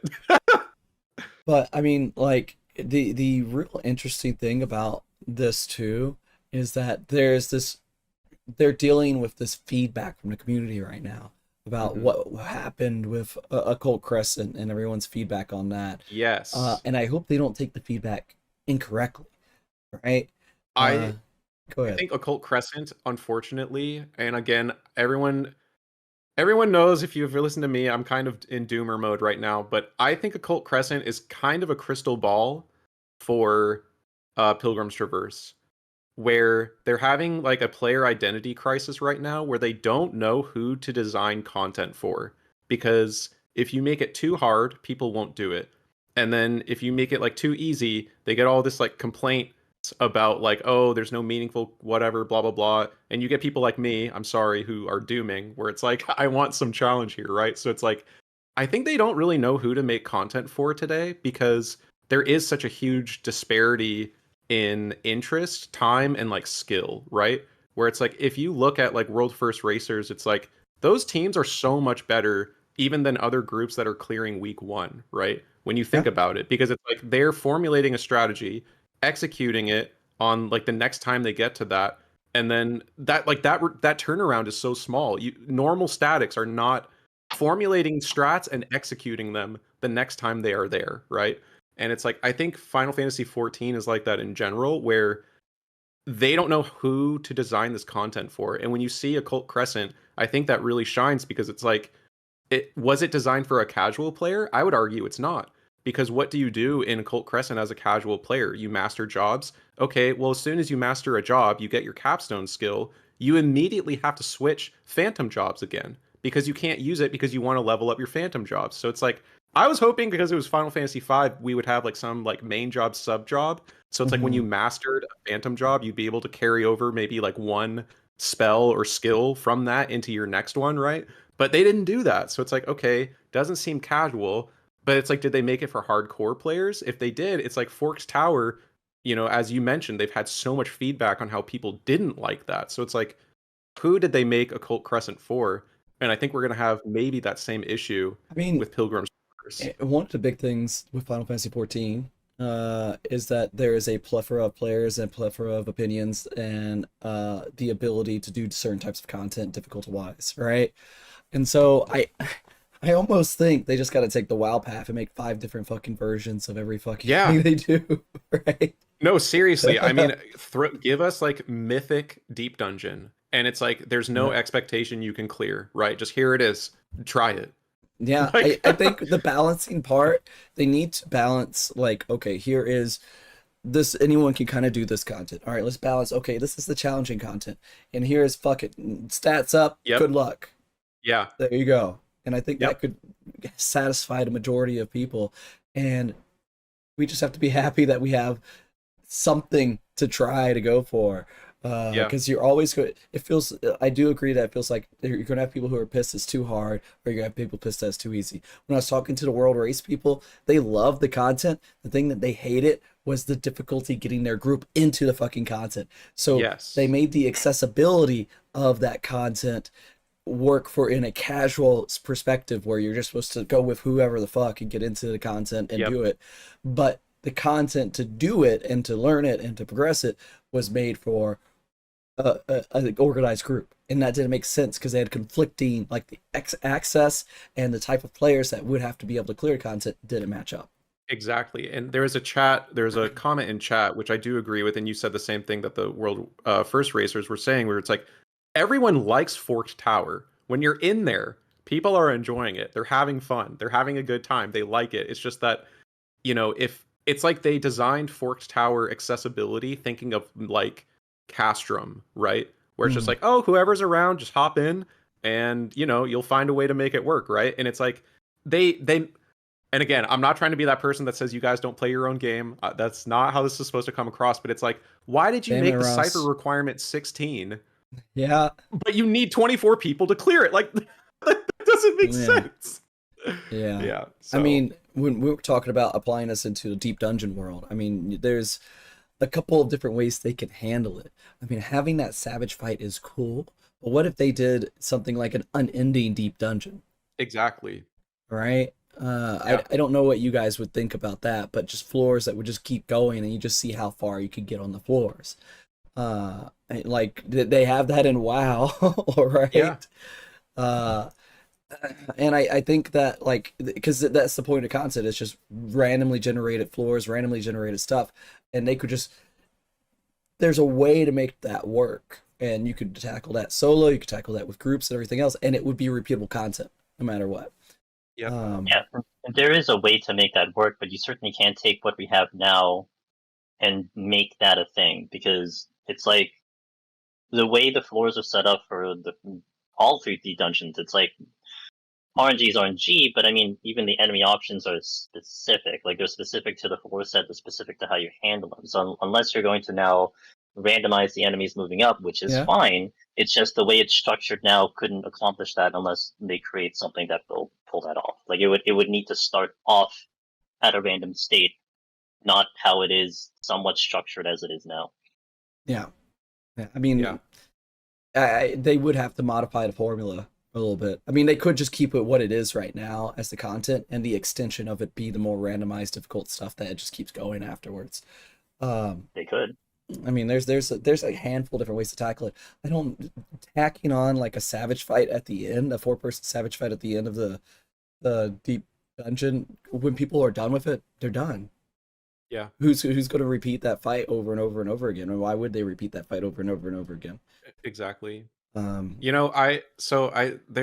a point that we haven't talked about yet of like hopes, like things we would want to see. Yeah. Sorry, I didn't go down this list in any order at all. Yeah. That's just how these shows fucking go. I'm sorry. I have found an opportunity to bring this up. So there's so many things that I personally would want for, like, the 3 of us in here, but it's unrealistic, and I understand that. So the thing that they really need to do, and we've heard this in several different pieces of content, is they need to make that item that you get for clearing that people probably just throw away because there's nothing to do with it. They need to make that worth something because like right now it doesn't do anything. Like you can clear, like imagine this, okay? If you've never done deep dungeon before, like if you're listening out there, you've never done a solo deep dungeon, imagine doing an ultimate, okay? People are generally pretty aware of ultimate. Like imagine you start ultimate, you do it with your group, it takes however many hours to clear it, and when you're done, you get your little totem, you go to the totem vendor, and you look in the shop for the totem person, and what do you get? You can get a framer kit or like a materia. Like seriously? That's it? That's all you're gonna give me for all of this effort that I just went through? I get a framer kit? So it's like, or a housing item, which is hilarious because how many people don't even have a house in this game, but that's besides the point. But like, you know, my idea, which I think is pretty solid, is one, get rid of Aether Pool entirely because it's just a barrier to entry. And people are going to go, what about my grips? Easy. When you clear the deep dungeon, you get that little item and you can redeem that for a deep dungeon glam weapon. What about that? Like, that's crazy, right? Potsherds. That's the other big thing that, you know, solo community in particular hates, is sustaining potions as a barrier to entry. So it's like, okay, if you're not going to get rid of them, which would be my preference, and you're going to keep them, make it so that when you clear, that item is worth like 200 sustaining potions or something like that, at least, right? So, and what that does is it gives people who are doing it as a group multiple reasons to do it, right? Because the problem that you have with content, if there's only a singular objective, is that people who have already done that thing are never going to do it again. So it's like if you can get your if you can get your weapon glams or potsherds or something else of value, you're incentivizing people going in to actually run the content together for different reasons, right? Maybe you're the person who wants to solo run, but you have 0 sustains. You join up or form a group run, right? It's like, I think these are the things that they're not thinking about, where it's like, we generally like their content.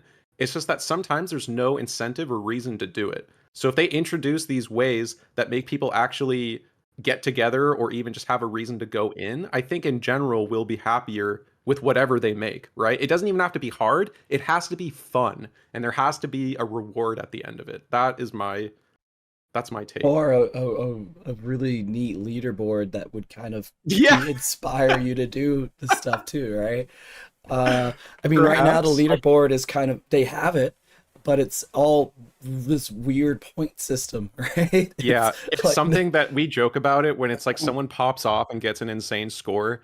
It's like we'll joke sometimes where it's like literally no one cares except the people who are already there. Like you could accidentally like kick someone off a leaderboard and they wouldn't care, right? It's like the only the people who are looking at it are the people who are even impressed or care, right? So it's like that's something that I think is cool about PvP, is at least they stopped doing something with it, which is unfortunate, but they gave you those commendation crystals for depending on how high you ranked, and you got a title and you get a framer kit. Like you get extra stuff for competing in the seasons, right? If you get high enough. It's like, why can't we get that in Deep Dungeon? I mean, couldn't they just do a time run with that too? Okay, you have opened the floodgates. There's so many people who want time on the leaderboard. Like that would give us so much content. It would give a They've lot. had time in this game since the beginning. They don't do anything with it. Yeah. But it's so frustrating when you watch if you do like an unsynced dungeon, right, and it tells you how fast you did it. Every deep dungeon runner goes, "Why the hell can this not be in deep dungeon? Like, what is wrong here?" I mean, it makes the most sense for like the challenge and people going through it. How are you better? You do it faster, and sometimes that comes down to RNG. But that's what makes it fun. Yeah, that's what it is. It's the excitement of being able to do it really quick. I mean, there is like a cap at some point where you're like, I'm doing this over and over and again. It's just waiting for the right RNG to happen. Yeah. But there is some skill still involved in that, and that's the same thing with people who do speed runs in video games. Yeah. There's some luck and RNG that goes in with a lot of those speed runs too. So and occasionally you find new tech. It's like even to this day we are still finding out.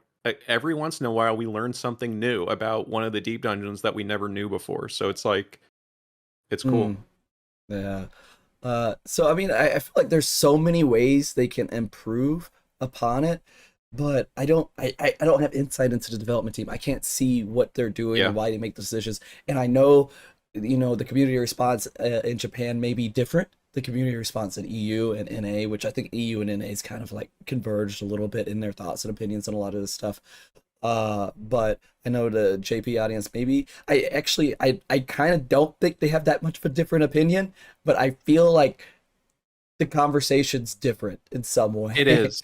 And we're not unified, which is unfortunate. There's actually been a little bit of discussion about it, of like trying to join NAEU with the JP players, because NAEU is like pretty tightly linked. Like Angelus's like solo Discord, I would say it's like probably half, honestly, for people who are actively doing it, of like people NA, people EU, and it's like we share strats together and we talk about stuff, and it's like JP is kind of excluded from that. Obviously there's a language barrier, Right. but it's like for whatever reason we just haven't really merged with the JP community. But I think they agree with us a lot. It's just that we're not really You know what? communicating. I gotta just fucking learn Japanese. I don't know why. Yeah. I just need to fucking just go do it. I've been dragging my feet. I got a book over here somewhere, my Genki book.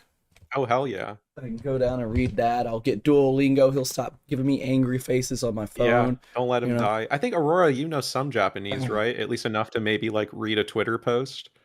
I cringed when you brought up the Genki book. I have given up on that book so many times. I get to like, okay, so I learned it at different rates. I wanted to learn the writing primarily first, which is not the way to go about it. I always get to like 200 kanji, and then I'm cooked. I'm tapped out. I can't do it. And then I quit Japanese for like 2 years, and I go, I want to learn it again. And then I repeat the process. But yeah, I can read basic kana systems. It's just once you get to kanji, which unfortunately, in the Japanese language, that's, you're going to run into that in every sentence. So I can't read that. But I don't know if I would consider myself friends, but I interact fondly with some JP community members who run Deep Dungeon. A lot of the players I used to look up to way back in the day are JP. So there is a connection. We do follow each other on Twitter. We do exchange strats a little bit, like a video will showcase. There was a new one with the Kenko 70 boss. I know Ross was big about. Was that from Wasabi? Who was the one who? To Wasabit. Wasabit, right. That's the player name. Mm.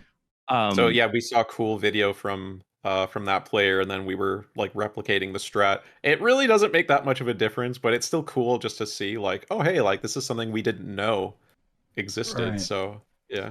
And I think just in my position of dealing with the world race and everything else, and it's always that language barrier that kind of separates a lot of stuff. And I feel like Final Fantasy 14 in general, when you get to this kind of higher end stuff, people from all around the world start to communicate, right?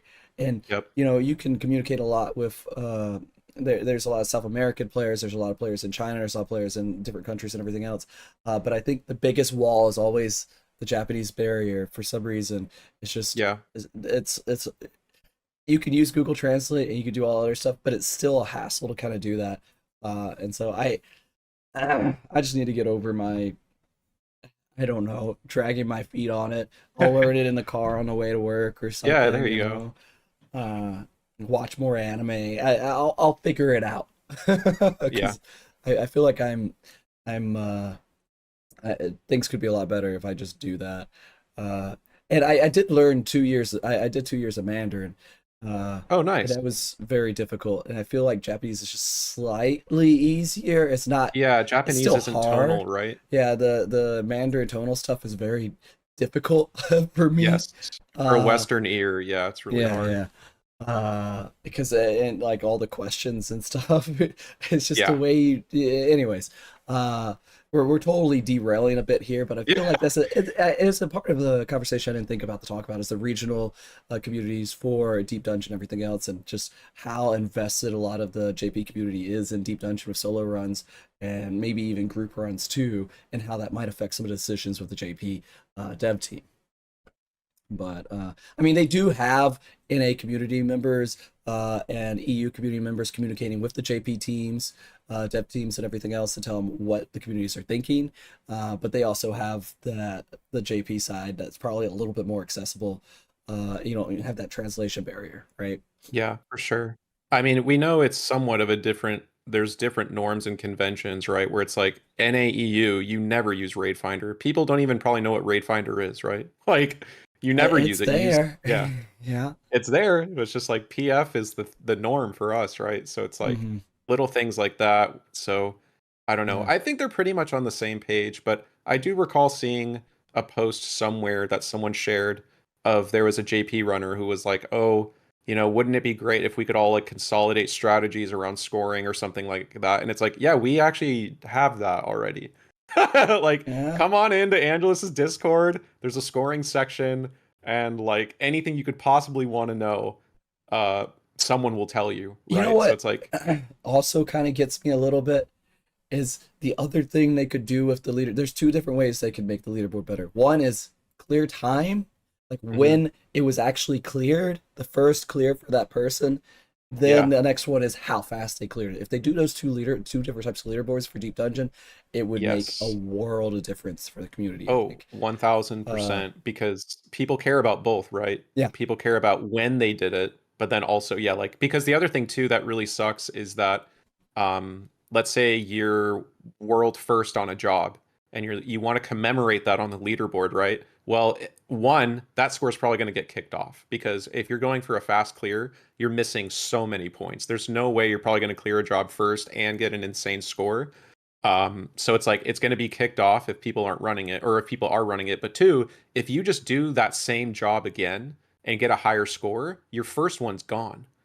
So it's like you don't even want to do it again because you're like, I'm going to lose my my cool one. Someone's going to push you off eventually, right? Yeah, I mean, or just get pushed off. So it's like there's so many things that they could do, which, like, technically speaking, I don't even think are that difficult.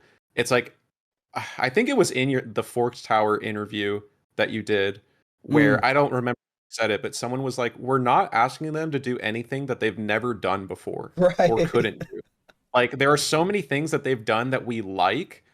We want more of that. Like, they don't need to reinvent the wheel. They just need to add, like, you know, I've been using this dumb analogy, but it's like, if they made us an apple pie and we're like, wow, this is the best apple pie we've ever had, but then there's people who are like, I hate this. And then they get to the point where they take the apples out of the apple pie. It's like, bro, what about the people that said it was great the first time, right? It's like, why not focus on them? It's an MMO with so many different avenues, right? You know what? I feel bad. I'm not letting Aura talk enough. I'm just like, I haven't heard Angelus talk. What you mean? It's true. We haven't let Angelus talk too much either.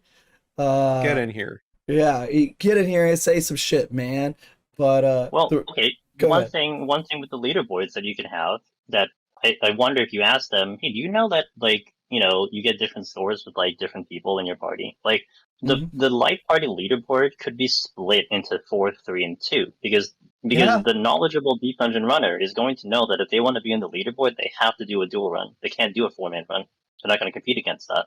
Right. That alone already kind of like, you know, truncates who can really content. do content. It gives more content to do. Split the leaderboard into 3 different groups. I mean, that to me doesn't seem that hard. I don't know what the development is, but that could be a simple thing to get the other people that are not solo to be in there, right? So, yeah, I mean, there's a lot of things that... Well, we're not fucking programmers, but we're also not fucking idiots.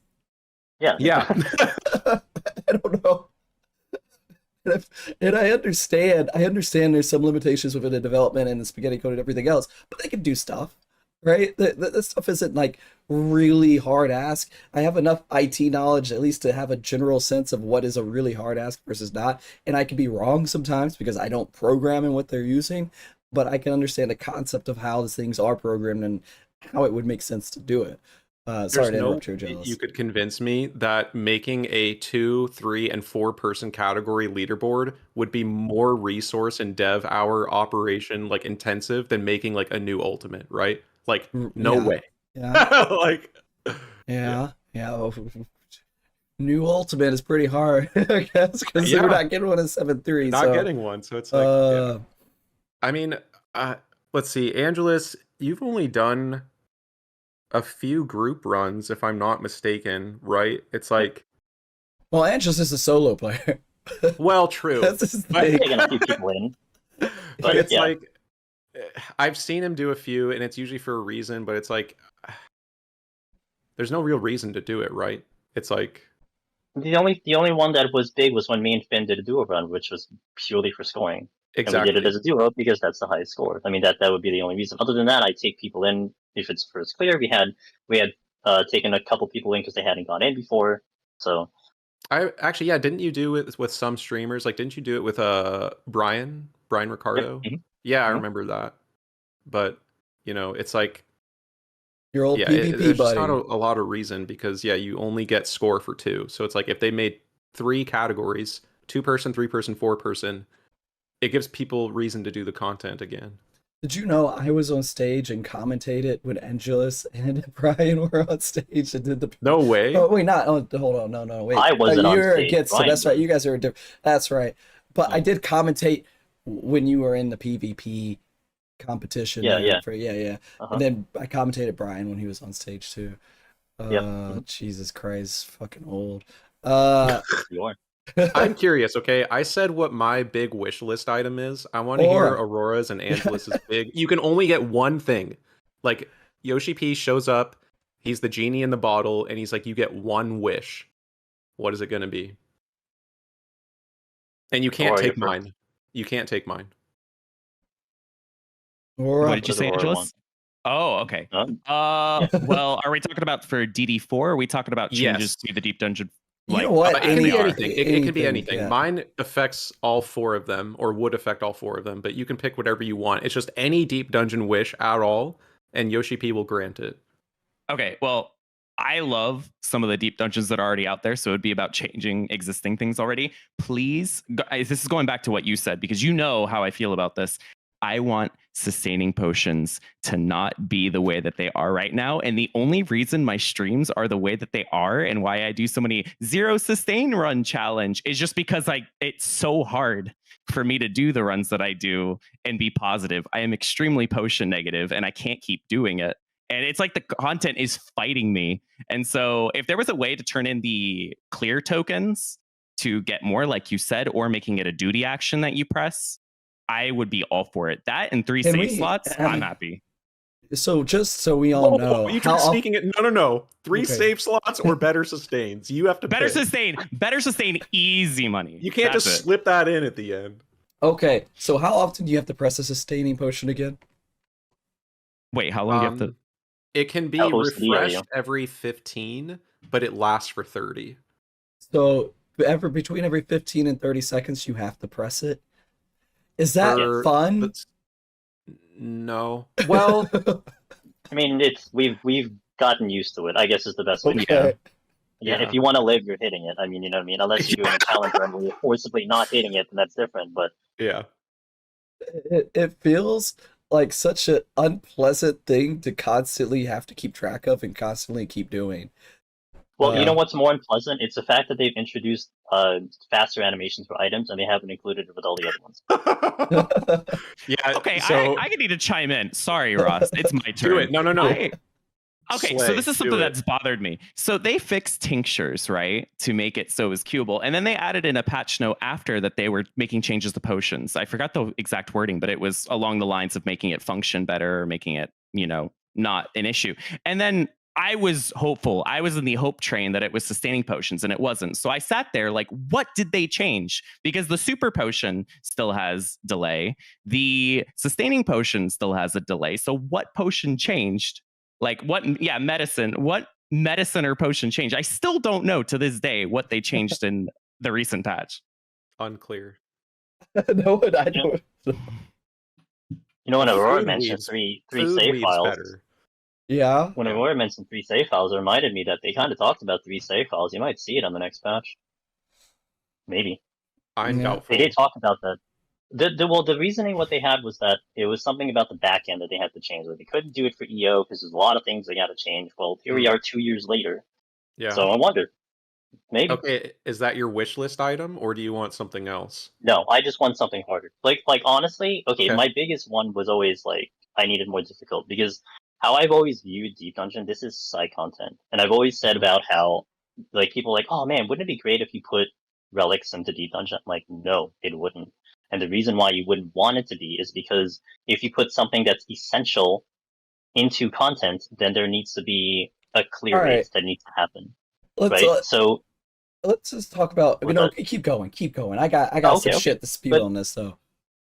like, so that's kind of how I viewed it, right? So if this is side content, then I mean, I understand what they've said now recently that they kind of want, the more casuals to get in here. But like, honestly, like, why? Just let it be really hard. Because bringing it back to when we had the WoW Exodus, I mean, when those guys were looking for content to do in 14, everyone kept telling them, try this solo Palace of the Dead. It's really hard. And it's almost like I kind of want them to now make this content 9 years later that they have something that it's like, oh, dude, this one just released because it's really hard, right? And that's kind of what I've always been hoping for. And of course, that's a more broader ask, if you will. Yeah. Okay. But still kind of a hope because obviously they've done something that warranted that kind of desire to run the content, if that makes sense. What the fuck is side content? All right. We say this, Side and what's content? not side content? The story quest? Is that just the only thing that's not really side content? Everything in the game can be considered side content in some way, almost, right? I guess. I think in my definition, it's like MSQ wouldn't be side content, right? If you don't do MSQ, you can't do things. Like, Yeah, you're that's the blocked from progression. That's the main things. content. Yeah, But that is the besides progression. that, what else is everything is important. There's when we say side content, I don't think we should. It's not like we don't need to use it to diminish any kind of other content as importance because that shit brings people into the game. This keeps people subscribed every single month and gives Square Enix money. And so I wouldn't consider Oh, this side content. I'm not diminishing it at all. I mean, I mean, to me, I kind of do consider Deep Dungeon as I said, side I content know. because you can go through your entire 14 career and never do it, and you're not missing out that much. But Okay. because it has that category, there shouldn't be kind of a restriction on what you do with the content, if that makes sense, right? Like you can do anything you want, Uh-huh. and who cares about clear rates? Who cares about who can do it? I mean, just make a content that's really, really whatever, and then people can go into it and challenge it if they want. That's literally everything except for the main story quest. You could do just a main story quest and do nothing else. That is Yeah. pretty true, but it does But you seem have to like do they care. It seems that they care more just based on what type of content gets released. It's like, yes, Deep Dungeon is PvE content, but like really it's like, what do we mainly get? We basically get boss fights, right?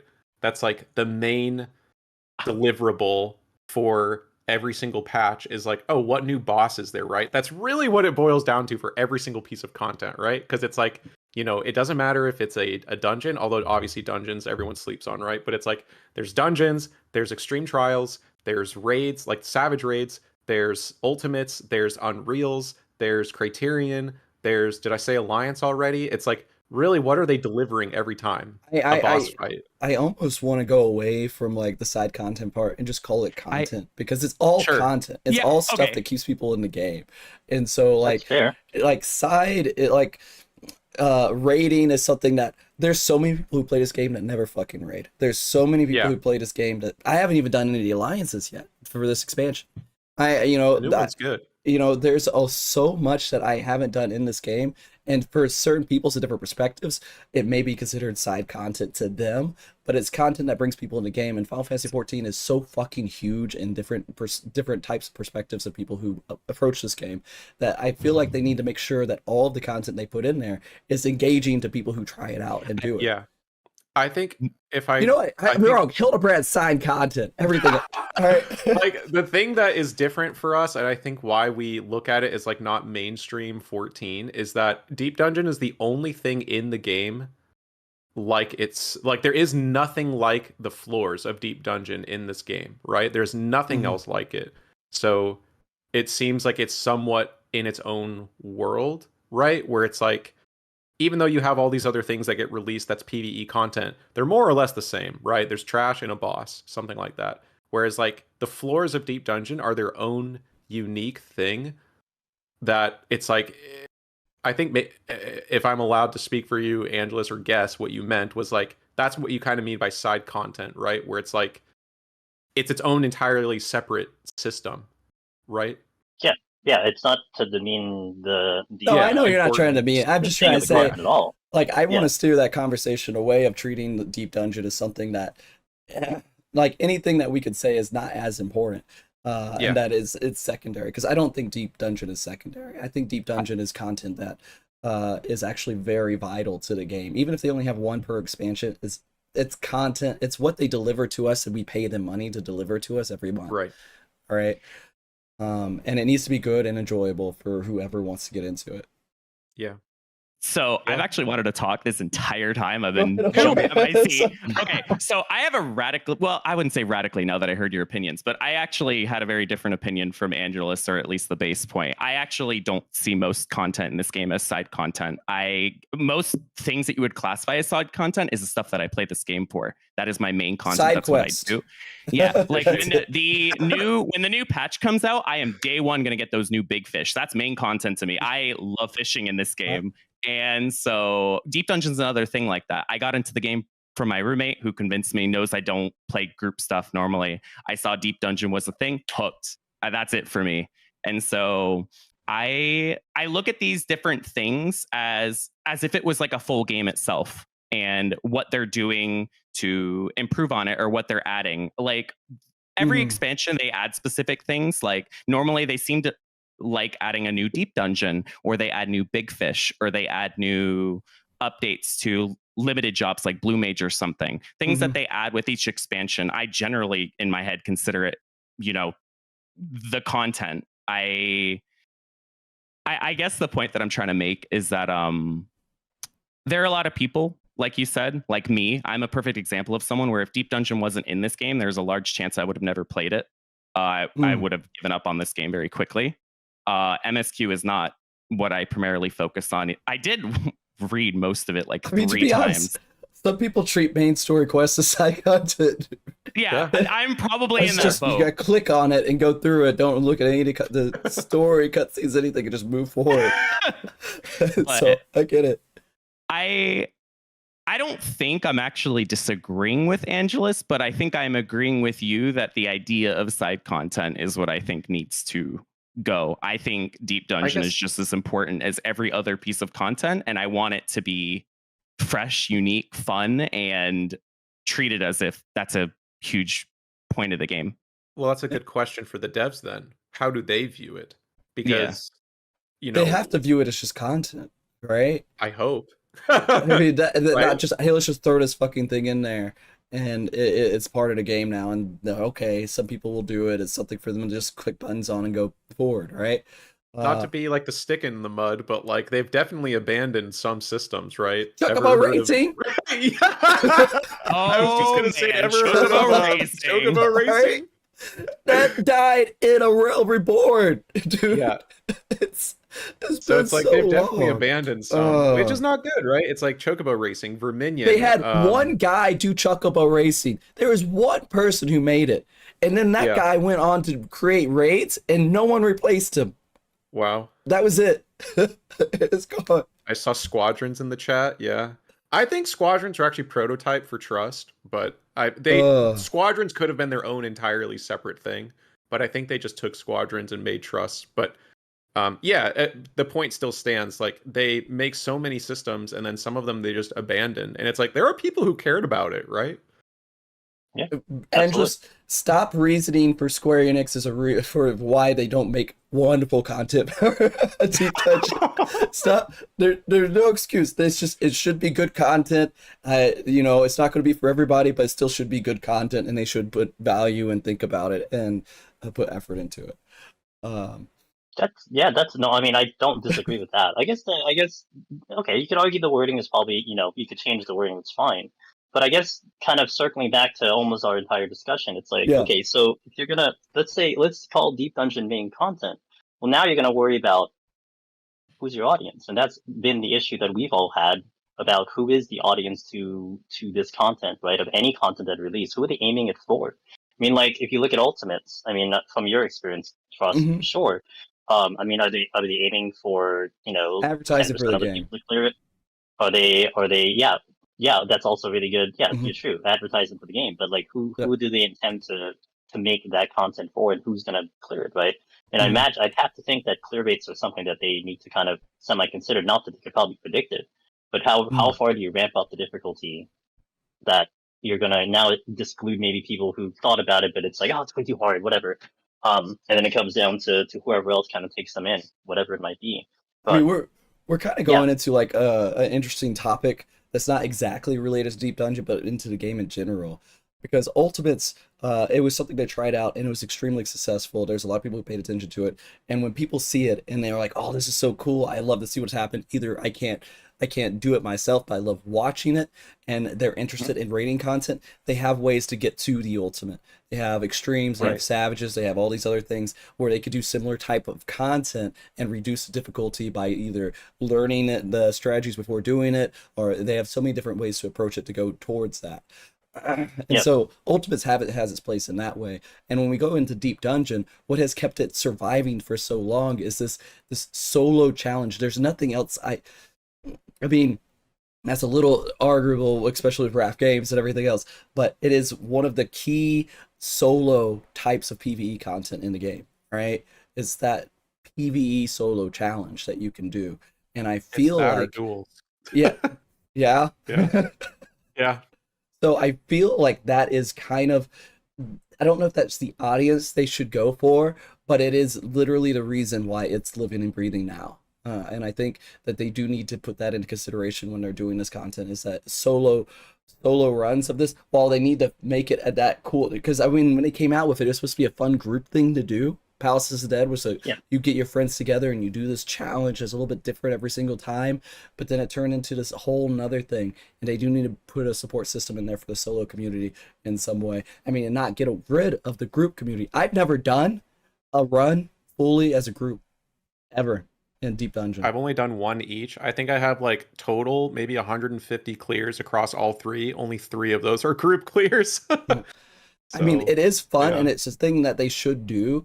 But I don't think that has a lot of, like, when a group goes in and does it, they don't continue doing it. They do it as a group once, and then they're like, okay, off. Maybe sometimes they build up as stuff, but they usually, if anyone continues to do that type of content, it goes into a solo perspective for going through and doing it. But you have a weird perspective now too, is that if none of us existed with what we do, with the information and what we discovered and everything, you know, I think a bunch of us can definitely argue that right now Deep Dungeon Solo is a community-driven thing. Like it's driven because the community exists. Yeah. But if you didn't I would have quit if it didn't exist. Yeah, and if you don't have the interest that it has now with whoever is out there doing it or interested in it, I mean, do you still put the focus in that content if no one seems to be wanting to do it? Like, do you then pivot yourself and the development into something where you have passionate people in a community that's going for it, or do you kind of stay on track with what you think is right for the grander audience of Final Fantasy 14 subscriptions? You know what I mean? I'm gonna go with Frosty's thing, and it's like I was ranting about this the other day, where it's like, why is Deep Dungeon like the only thing in this game as far as PvE is concerned where there is only one difficulty mode? Like, why do we not question that? Like, why are we not mad that there isn't Deep Dungeon Savage, Deep Dungeon Extreme? It's like, no, this is all you get. It's like, of course it's going to be impossible to appease everybody if you only make one iteration, right? It's like, it's impossible. I'm an old MMO player. Yeah. I am really happy with content that they put out that's difficult and isn't fully fucking possible, or isn't like fully balanced or whatever else. I'm okay with it being really difficult, and maybe they gotta scale it back a little bit later. Program what you want to do, then add that extra layer of extra bullshit for the people who want to do extra bullshit, and just see what they can do with it. And then kind of scale it as need be afterwards. Which, funny enough, is fucking what WoW does with Mythic every fucking time. It's funny too, because it's like, I think people in some ways hate that design because they want the raw, they want what was given, right? Where it's like, they don't want it to be watered down.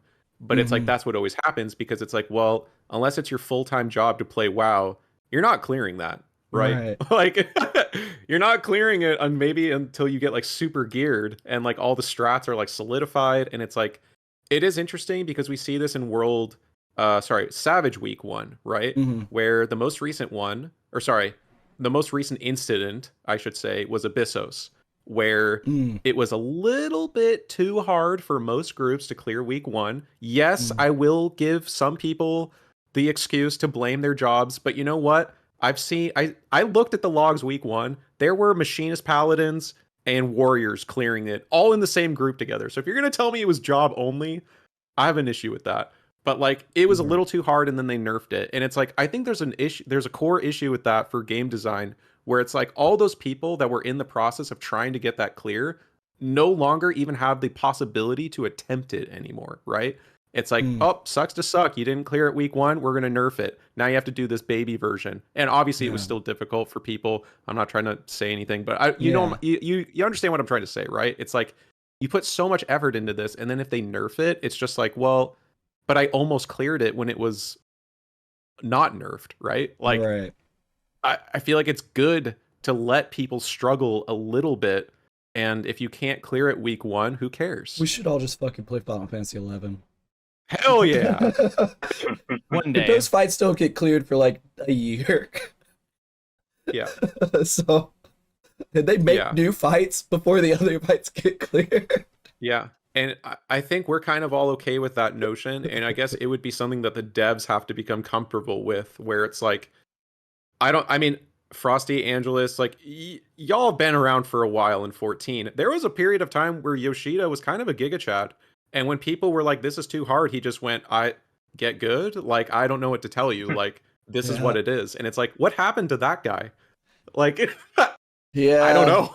Yeah, I do feel like that conversation has changed a little bit over time. But I mean, this doesn't have to be Dark Souls, right? No, of course not. But, yeah. Although I will say, Elden Ring is one of the best games, and it's great for every audience, for horrible players, for good players, and everything else, because you just scale up, right? You just do more, you just get stronger in the game and get more points, and then it's easier, and it's like people treat it like some super mythical hard video game, but all you got to do is just get Palace better gear. Like I feel like you described Palace a lot. I mean, you can't approach it the same way as like, where it's like, well, if you want to use like the summons or ashes in Elden Ring, you can, and it'll make your fights easier. If you don't want to, you don't have to, right? But it does have this like mythical challenge associated with it. And I think Palace is a lot like that, of like people think it's impossible, but it's like, look, we have like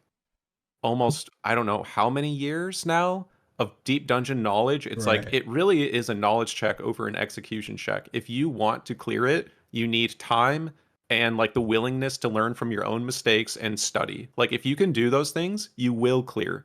It's just, you have to put it in. And I think that maybe if that reputation was lifted a little bit, maybe they would be more willing to try a little bit harder, because I think that reputation is out there that solo deep dungeon is impossible, but it's like, it's literally never been more approachable now than ever.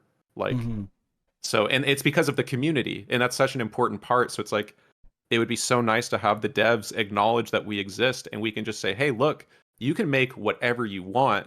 Maybe try to make something, how you said with Elden Ring, where there's this ability wherever you're at in your experience level to complete something, but make it so that we can have something rewarding too, because you know, we'll find some stupid way to make it harder for sure. So just give us the option to do that. Yeah, I mean, you had mentioned, Ross had mentioned Aetherpool, having disliking Aetherpool, and you were just mentioning how things scale up with Elden Ring, right? I mean, one thing they could do with Aetherpool is that they reverse engineer Aetherpool, they keep it in, but now you incentivize it where the lower the Aetherpool, the more points you have. So now you make it such that if you are clearing at a low Aetherpool with a lower scaling, then you are getting rewarded for doing something that is clearly harder. And one of the issues you have, which Ross was mentioning with Fort Tower, is that they kind of make it, generally speaking, that you need to get to capped Aetherpool before you really consider clearing. I mean, you don't need capped Aetherpool for a party, but you certainly need it for solo, arguably speaking. But if you remove that requirement, that could change things, for sure. Yeah. I mean, you could do it to where you turn Aetherpool off, or you have different levels of Aetherpool or something else. And yeah, I mean, I feel like there's so many possibilities, right? Yeah. They just need to sit down and talk about it. Yeah, I don't for sure. It's nothing that they can't or haven't done before. Like, no one's asking for something revolutionary. We just want the things that they already did well to be combined into the same piece of content instead of like getting it half right. I feel like we've had a very productive conversation and a lot of possible softs. I mean, they may not all be softs in a 2-hour conversation. And I feel like the dev team could do the same thing very easily. I'm not saying they don't, but I feel like we've been very productive. And they must have numbers that, we obviously don't have. 100%. Like they have engagement metrics, right? They have clear rates. They have all this data.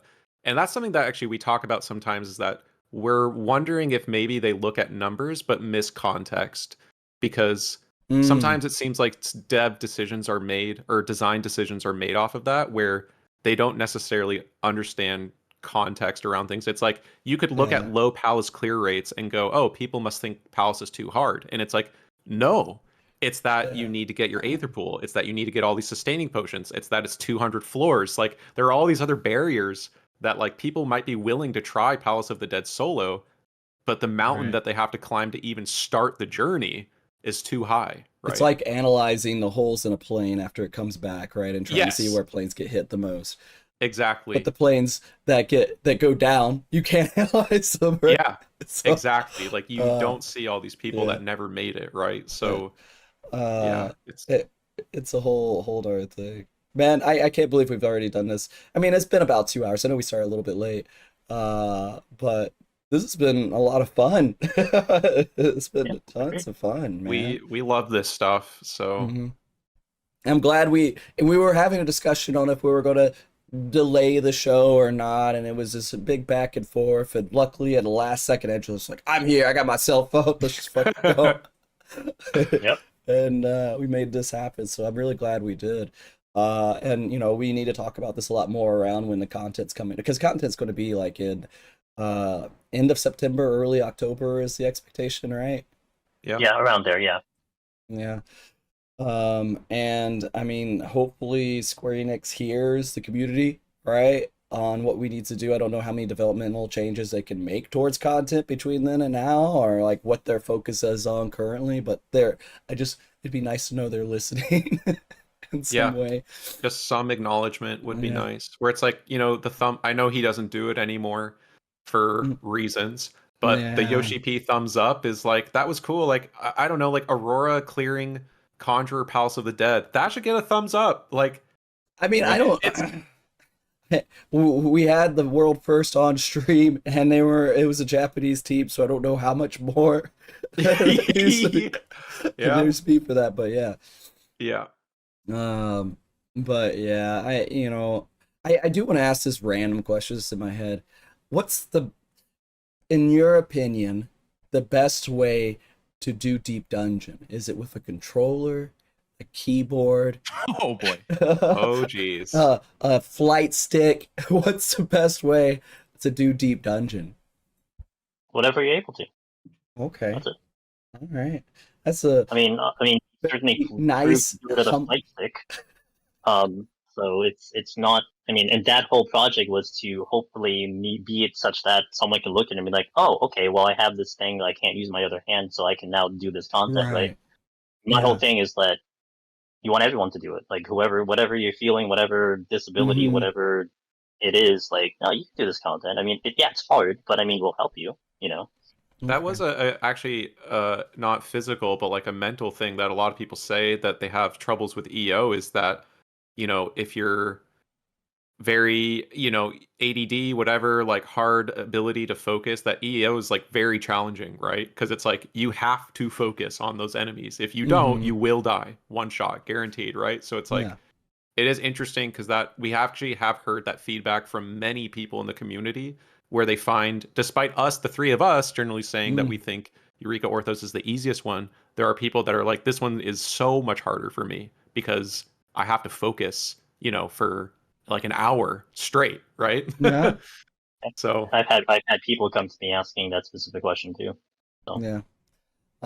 I'm getting into controller play now, so I'm like I'm going to be using a controller whenever I do anything. Nice. Did you see my nice, awesome Arcadian controller here? Oh, nice. You fancy. Yeah. Well, for what it's worth, there's very amazing, like pretty much a lot of JP plays on controller. And they're killing it. So I mean, absolutely. And I'm having a lot of fun. It feels like a video game. It is. I know it sounds stupid, but it feels more like I'm playing a video game, playing on a controller. So I love Aurora, playing did you controller. ever do controller? No, because I struggled with the targeting on it so much that I never got around to Oh. doing a run. I tried it a little bit, and there were some things that I liked about it. It felt fun, but Yeah. I duty failed quite a bit, even with all my experience, because I couldn't target things correctly, and I never got around to learning it. I will say that when I did clear EO, I didn't use Legacy. So I know that a lot of people who do Deep Dungeon go to Legacy, right? Well, the machinist, yeah. I Okay, mean, fair. But I did it on Summoner, whatever. Yeah. I mean, who plays? I know two people who I would consider very good at Deep Dungeon, and they both play on Standard. So Oh, really? they're out Okay. there. Okay. Okay. Well, as we're getting towards kind of the end, I know we could probably go on for another couple hours or so, especially Ross. You know. I told you, man. You said I don't know if we're gonna have enough to talk about. I was like, you just wait. Right. Is there anything that you guys want to talk about? Like any other topics you guys want to hit before we start getting into the closing bits? I mean, we hit most of them, just not exactly the way it was listed out, but I think we hit most of the topics that we wanted to talk about.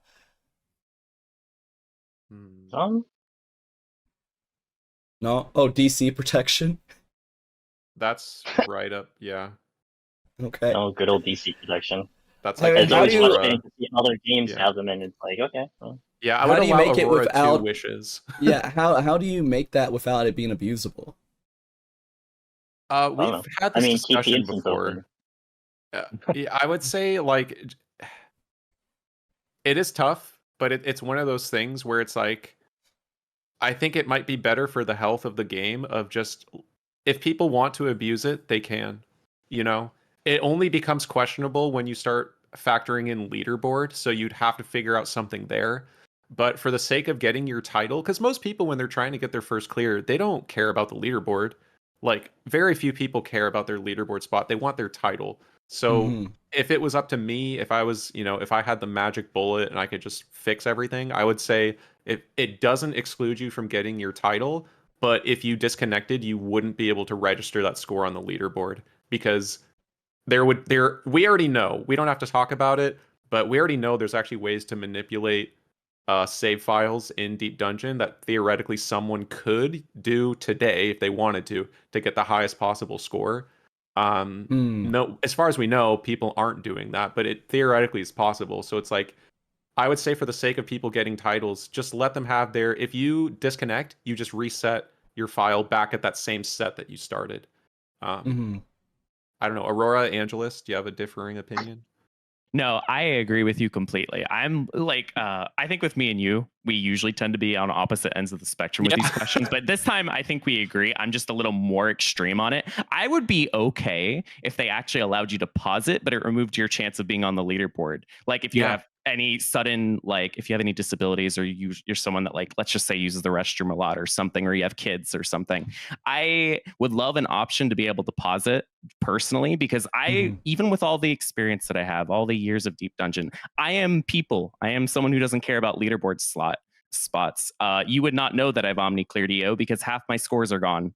They are completely taken over. I've never been someone who's into scoring. I've always had fun with other challenges or other things. So that accessibility of being able to pause it, or if you DC, because I've DC'd so many runs. Ross has talked about Conjure Palace a bit. There have been a few times I wanted to quit because I just DC'd right before 160 and I just went, I can't do this anymore. If you've never tried it, like you have no idea how miserable that experience is. I tried it one time and I was like, I'm never doing this again. So to DC at that moment is like, just try it. If you want to know true pain, start a Conjurer Palace of the Dead file and then disconnect intentionally at like 155. And you will you will know. Yeah, and that it was like a year and a half of doing Conjure all the time. So I'm gonna have very strong opinions about being able to have that accessibility, having the DC protection, or even pausing, like just something that will make it easier for anyone to get into it. I mean, that's a pretty decent. That's a conversation that actually goes into a lot of different content too. Like, Yeah. because when you talk about like ultimates and everything else, and when people do the fights, and people like the biggest struggle is kind of practicing those in phases and everything else. And one of the scary things in the discussion is that you could emulate those in Right. certain places and things, and there's no way to detect, there's no way to tell, there's no way to do anything because it's just a completely separate thing and it's isolated on that. And you have to question, is that considered cheating because you're practicing on this phase somewhere else? I mean, technically I guess it is, but I mean, where does that level stop? Like if you're just like going and looking at a guide, or you're looking at like it gives you a question, oh, where does your thing go? And it's like a little question of how to do the fight, and you're going through that step by step. Is that you're kind of doing it outside of the game too. And so, but should Square Enix implement something that would let you do a phase of a fight and it not count towards the fight, but allow you to kind of pace yourself through it so you can actually do the practice when you don't have the time to sit there and dedicate it to a 20-minute fight. But this is going towards a 60-minute run, right? Yeah. So, well, and the thing is too that you don't really have it in ultimate, but like part of the difficulty of doing deep dungeon is making the correct decisions within a 1 hour time limit. So in some ways, if you were able to pause, it would make it easier. But at the same time, I mean, like, I don't know. Angelus has been around way longer than I have, and Aurora's been around longer than me, maybe by like a year. But like a lot of the people that were very gatekeepy, we don't have to name names, but a lot of those people are gone. Would you agree with that, Angelus? Like they've kind of just filtered out. Yeah, or we don't hear from them.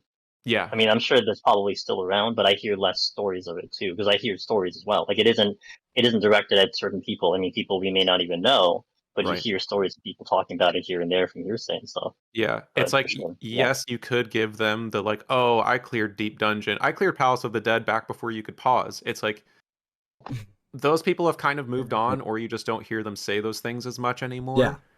It's like, would it be easier? Of course. Yes, it would. Because if you had an unlimited amount of time to make a decision, that's certainly easier than having 1 hour to do these things, right? But it's like, I think most of us don't really care at this point. We're just like, hey, whatever you need to do to clear, like you should be able to do it, right? Within reason. It's like you need to feel some level of like resistance to, get meaning from it, probably, right? But it's like, I think it would be far healthier for the game if pausing was possible, than to forbid it.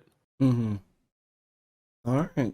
Well, I feel like we've been here for a while and we've hit a lot of the points. Maybe it's a good time to wrap it up. I mean, this conversation, we definitely can pick this up when we have more information towards the content and everything else. We will absolutely be doing another show around Pilgrim's Traverse when that comes out, either before or after, however that is best to go about it. And my plan is to try to create a world race stream for it. If the community wants that, do you think the community would want a world race stream for it?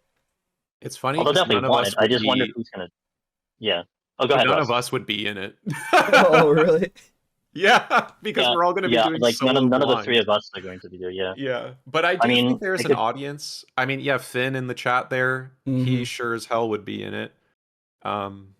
You're gonna have some people, and I don't know off the top of my head who would do it, but for sure. I mean, it's gonna be a different, interesting perspective, both in Light Party. I think you'll get like your typical raider groups that are probably gonna go in with 4-man groups. So you'll have them that have nothing to do with us, right? Like we don't really talk to them, so they're gonna have it. I mean, amongst the solo community, I'm sure someone's gonna go through and run it. So yeah, I'm sure the interest will be there. I mean, it Deep Dungeon, especially when I saw it in EO on release day, Deep Dungeon was popping. Like the streams, the people doing it, it was high up there. So the interest in terms of just people watching it or engaging with it, at least that week 1, week 2, that was there, and I would expect that to be as good, if not better, coming into Pilgrim's Traverse. Yeah, like, I was actually shocked the amount of people that were in that were doing it over in EO. So yeah, I doubt it would hit as high of a number as like a Savage Runner Ultimate. I know that you, Frosty, probably don't care about that, but I don't think it would get that high. But I do think that there's enough interest of people just being like, because it's classic Final Fantasy, right? We talked about it a little bit earlier, but like, when is Final Fantasy 14 at its best? When no one knows what the hell's going to happen next, right? Like, that's peak Final Fantasy 14. Yeah, I think like I have a theory of how to make it at least the biggest thing with doing those kind of productions is the money that's involved with it. Yeah. And if you're going to do something very high quality, it takes a lot of money for the production and everything else. And so my thought would be I have a way that possibly to make it a kind of a community controlled stream to where perspectives can change and everything else can change based on what the people in chat wants it to be. And have a handful of people moderating and stuff. And I think I have a computer that I'm going to set up as kind of like a little production server and see if I can do something for it. And if so, then yeah, maybe I can throw something together. I'll have to see how that works out because it is fun to do it. It is fun to see new content. And the biggest thing about this type of stuff is seeing the new content you're not able to get into and seeing people challenge it and figure it out and be just along and for the ride, right? To be along for the ride. I feel like Deep Dungeon falls within that category of being along for the ride and being able to see the excitement of what this content has and, you know, without actually having to be in there. Right. Because, yeah, it'll take like 6-7 hours to get there on your first try, right? So it's going to at least take like 7 hours, right? Which is probably about as much as some Savages. So yeah.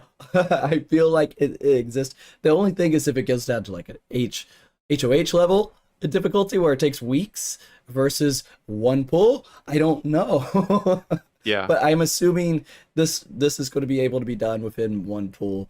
If not, 2 maybe, but I guess we'll see. Especially if groups are watching each other, which obviously if you're world racing, you are doing. My estimate is first group clear is within 8 hours. First solo clear is within 24. Yeah. I mean, I probably sooner than that. Probably, yeah. So I'll do that. I'll try to be, because I feel like it's a good time for it, right? There's not other Savages going on. There's not other Ultimates going on at the same time. It's just a good time slot to try to experiment and try to do something for it. So if the community wants it to be there, then I will absolutely try to do something with it. I do want to. Oh, go ahead. You go on, Ross. I can go after. Hell no. I've said so much. Talk. Okay. I was going to say, I think one thing that's a little promising with Deep Dungeon 2, and I'm actually surprised it hasn't gotten brought up yet, is that Angelus has been on GDQ for this content. The idea that was on a stage with so many people who wanted to see that specific piece of content within FF14 specifically, I think is a good sign for, I guess, the health of Deep Dungeon and the fact that like it is entertaining. It is something that you could make a race with. It's good. The only thing I regret about that is that it wasn't in person because it would have been so much fun to sit with you, Angelus. Yeah. Yeah, that would have been pretty badass. I agree. Yeah. That was COVID, right? Yeah. Yep. COVID year. Yeah. Yeah. So, well, it's like their last kind of one that they still did remote. And I think they started moving after that, but yeah. Hopefully it comes back to being where they could do another one of those not remote, because I feel like it's a lot of fun. They've been on location for the past couple ones, so they're doing it right now. Yeah. I mean, like, bring it in Deep Dungeon on location. So that'll be cool. Yeah, I wonder how the logistics would be. I mean, it was a benefit that we could do it here. Like, that was one huge advantage that I took, was that I was on my home system, we were at home, and I could at least somewhat trust what I got. So I wonder how that would go with their stuff and internet, whatever it might be. I mean, I'm sure that is tricky logistics on their end, but yeah, for sure. I mean, we've had other speedruns, not GDQ, but like ESA, really, really longathon, that have had Deep Dungeon runs and some JP speedruns, so they're showing up in other ones as well. So I do want to, this is the perfect time to make sure I tell everybody about this. There is going to be a GDQ run of it for Flame Fatales in September 12th. Oh, nice. They are doing that. Sid, my buddy from the World Race even, and who I met over at Gateway Fate, they're going to do they're going to showcase 141 to 150, the Dark Knight challenge showcase. The runner is named Varian. And Sid will be commentating next to Alzar. I don't know if I said that right or wrong. I'm sorry if I didn't. But yeah, it's called Flame Fatales 2025, September 12th, and they're raising money for Malala. I think I said that right. If I didn't, I'm so sorry. The Malala Fund. And so anyone here who likes Palace of the Dead and wants to see it like on a stage, I know Final Fantasy shows up sometimes in just like these other events that GDQ does, but this is a really cool one. And Sid is an amazing person that I am very excited to see her on stage to commentate.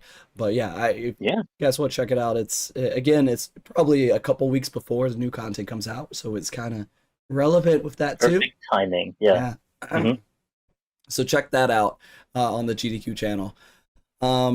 But yeah, guys, I guess it's a great time to do our final shout outs, our closing and everything else. If you guys think so too. Yeah, I'm gonna make Aura go last. Angelus, Thank do you want to go first? I mean, you could find me on twitch.tv/Demonus, YouTube, the same name as well, if you want the guides and stuff, information on Deep Dungeon. And we like talking Deep Dungeon all the time. Even if I don't happen to be doing Deep Dungeon, I still love talking Deep Dungeon. And like I said from the beginning, I feel like I positioned myself into kind of the introductory, getting people into the content. And then you can see, Aurora and Ross and Finn and all of our amazing other runners who are doing the challenge runs and the weird runs and everything to see what more you can get out of the content, the stepping stones into doing more and more and more with it. So, anyone out there who wants to try it or who thinks it's kind of cool, and, I would like to think the entire show that we've been talking about, we did, at least by minimum, the three of us and the guys in chat as well who've been talking, like, we love this content, whatever version it is. Like, we are certainly passionate about this content. So that's not going to be like any hard. Like, you want to talk to us, we'll have Ross talk your ear off about the content, right? So that's what it comes down to. So just, you want to do it, then we will help. Period. Doesn't matter where you come from, who you are. We'll just get you in and let you have some success. All right. Ross? Yeah. You can find me on Twitch, usually 2 days a week, sometimes more, but generally only 2 days of Deep Dungeon a week. OmniRoss, that's the channel. Like Angelus said, I will pretty much do anything at this point. I'm just kind of looking at new ways to do Deep Dungeon and enjoy it. I forgot to mention, I did this thing called, I called it Enchantments, where I made a little chat bot and you could vote as the chat as extra enchantments that I would have to adhere to for the run. I experimented with that a little bit. I kind of want to get back into it eventually. But again, just different ways to try to experience Deep Dungeon. Shout outs. Honestly, go to Angelus and Aurora, because, I mean, if Angelus wasn't here, I don't think either of us would maybe even be here, because the community just kind of formed around his Discord. And yeah, honestly, I've done so much Deep Dungeon at this point. If the community didn't exist, I probably would have quit a while ago, because I feel like we kind of egg each other on to do things that we haven't done before. So it doesn't matter if it's speed, scoring, stupid challenge run ideas, maybe just trying a job again because someone wants to see someone else try it, all these different reasons to just do the content again. So yeah, I mean, the two of you, I think, have helped a lot with that. So I don't think I would be here if the two of you weren't. So, and anyone who's in Angelus's Discord, all y'all are really cool. So yeah. All right. Aura? Let's go. So I am on Twitch on Aurora Moon X, and because the username was taken on Twitter, it is X Aurora Moon. I stream twice a week, and I'd like to say that the focus with the runs that I do is I like to do really hard challenges. You keep hearing Conjure get brought up. I know it's crazy, but I like doing runs that are purposely impossible, purposely unlikely, because I think the fails that I've had, it took me 90 attempts to clear Astron Palace as an example. I'm not someone who learns things fast, and I think that's important because a lot of us aren't. So I like doing runs where I fail a lot, runs where I have no chance, or there is you see that emotional stuff, because not only is it content, but it's also real. And I realized from doing it that the Deep Dungeon community is some of the nicest people that I have ever met. I could shout out a million people in chat. I could shout out Finn. I can shout out Willow. I can shout out Sigma. No, yeah, shout out everybody, and then so the people you didn't shout out, we'll get pissed at you later. So go ahead and. Oh no, I'm intentionally leaving names out. Don't you worry. But anyways, I am not someone who does group content at all. I'm someone who, I mean, even in this call, you saw I had a little freak out. I couldn't even finish talking, but this place is welcoming. This Final Fantasy 14 as a community is. The people who run Deep Dungeon, if you're shy like me, you don't know what to get into in the game, I implore you to watch Angelus, Demonus, to watch Omniros. If you want to see someone fail, you can watch me too. It's great. It's wonderful content, and we are all accepting questions or wanting to hear your stories about how it's going and all that. You know, the stupidest fucking bait is you saying that you're shy, because when you talk, there is no shyness when you talk at all. You're so like aggressive and to the point and talk. You sound beautiful when you talk. All right, I just want you to know that I enjoy listening to you. And Ross too. And Angelus, you're a little downgraded today just because of the cell phone. It's fine. I agree. You know, it's all right. McDonald's Angelus right now. But no, I love Angelus. I keep saying Angelus. I don't, my fucking stupid mouth, but Angelus, dude.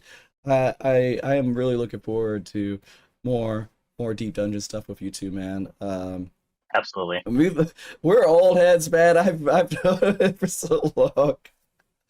Yeah, man, it's been a long time. Oh, but yeah, you guys have been amazing guests on the show. I'm very happy we've had the three of you on and that we could make it happen. And I do apologize again for my voice. I know I sound off today, and I hopefully will be better next week. But it's just what it is. I still wanted to do the show. I'm feeling okay. It's just my voice is fucked. But it's all right. There's a couple things I do want to make sure you guys know. I am planning to have a couple of mock talks are already planned in motion for the next couple of weeks. Next week we're interviewing a voice actor. More information to come up on that once things are a little bit more solidified. But we're going to be talking to one of the voice actors for Final Fantasy 14. That should be a lot of fun. And then the week after that, we are going to be doing a story and lore show, which will be right. I know we had one recently, but we're going to do another one on the main story quest and the Alliance raid, as those are two big things that are coming up. And it'll be right after the live letter, so we'll be getting that patch trailer most likely. We'll be able to analyze a few things and talk about, because this 7.3 is the end of this arc for Dawn Trail. And then we start the new arc after it, so there's a lot to talk about with that. And the Alliance raid, of course, the continuation of that with Final Fantasy XI and everything else. There's a lot of excitement to happen with that. So that will be coming up after the live letter. But voice actor interview is next week, is the plan. And I think that's about it. For this stream, please make sure you guys follow these three wonderful people. If you're watching us on YouTube, I will make sure we have their socials in the comment description. Please go and look at that and follow these wonderful people. Follow this channel if you want to see. I am starting to try to stream a little bit more, only for a couple hours at a time at the end of the night, because I just don't have as much time anymore, as I am working full time and I have a daughter I have to put to sleep, and once she's asleep I can start streaming. But other than that, guys, thanks for watching, and until you guys all have to say bye when we do the bye, by the way. All right. So just get ready to all say bye at the same time. Be good, keep cool, stay frosty. Bye. Bye.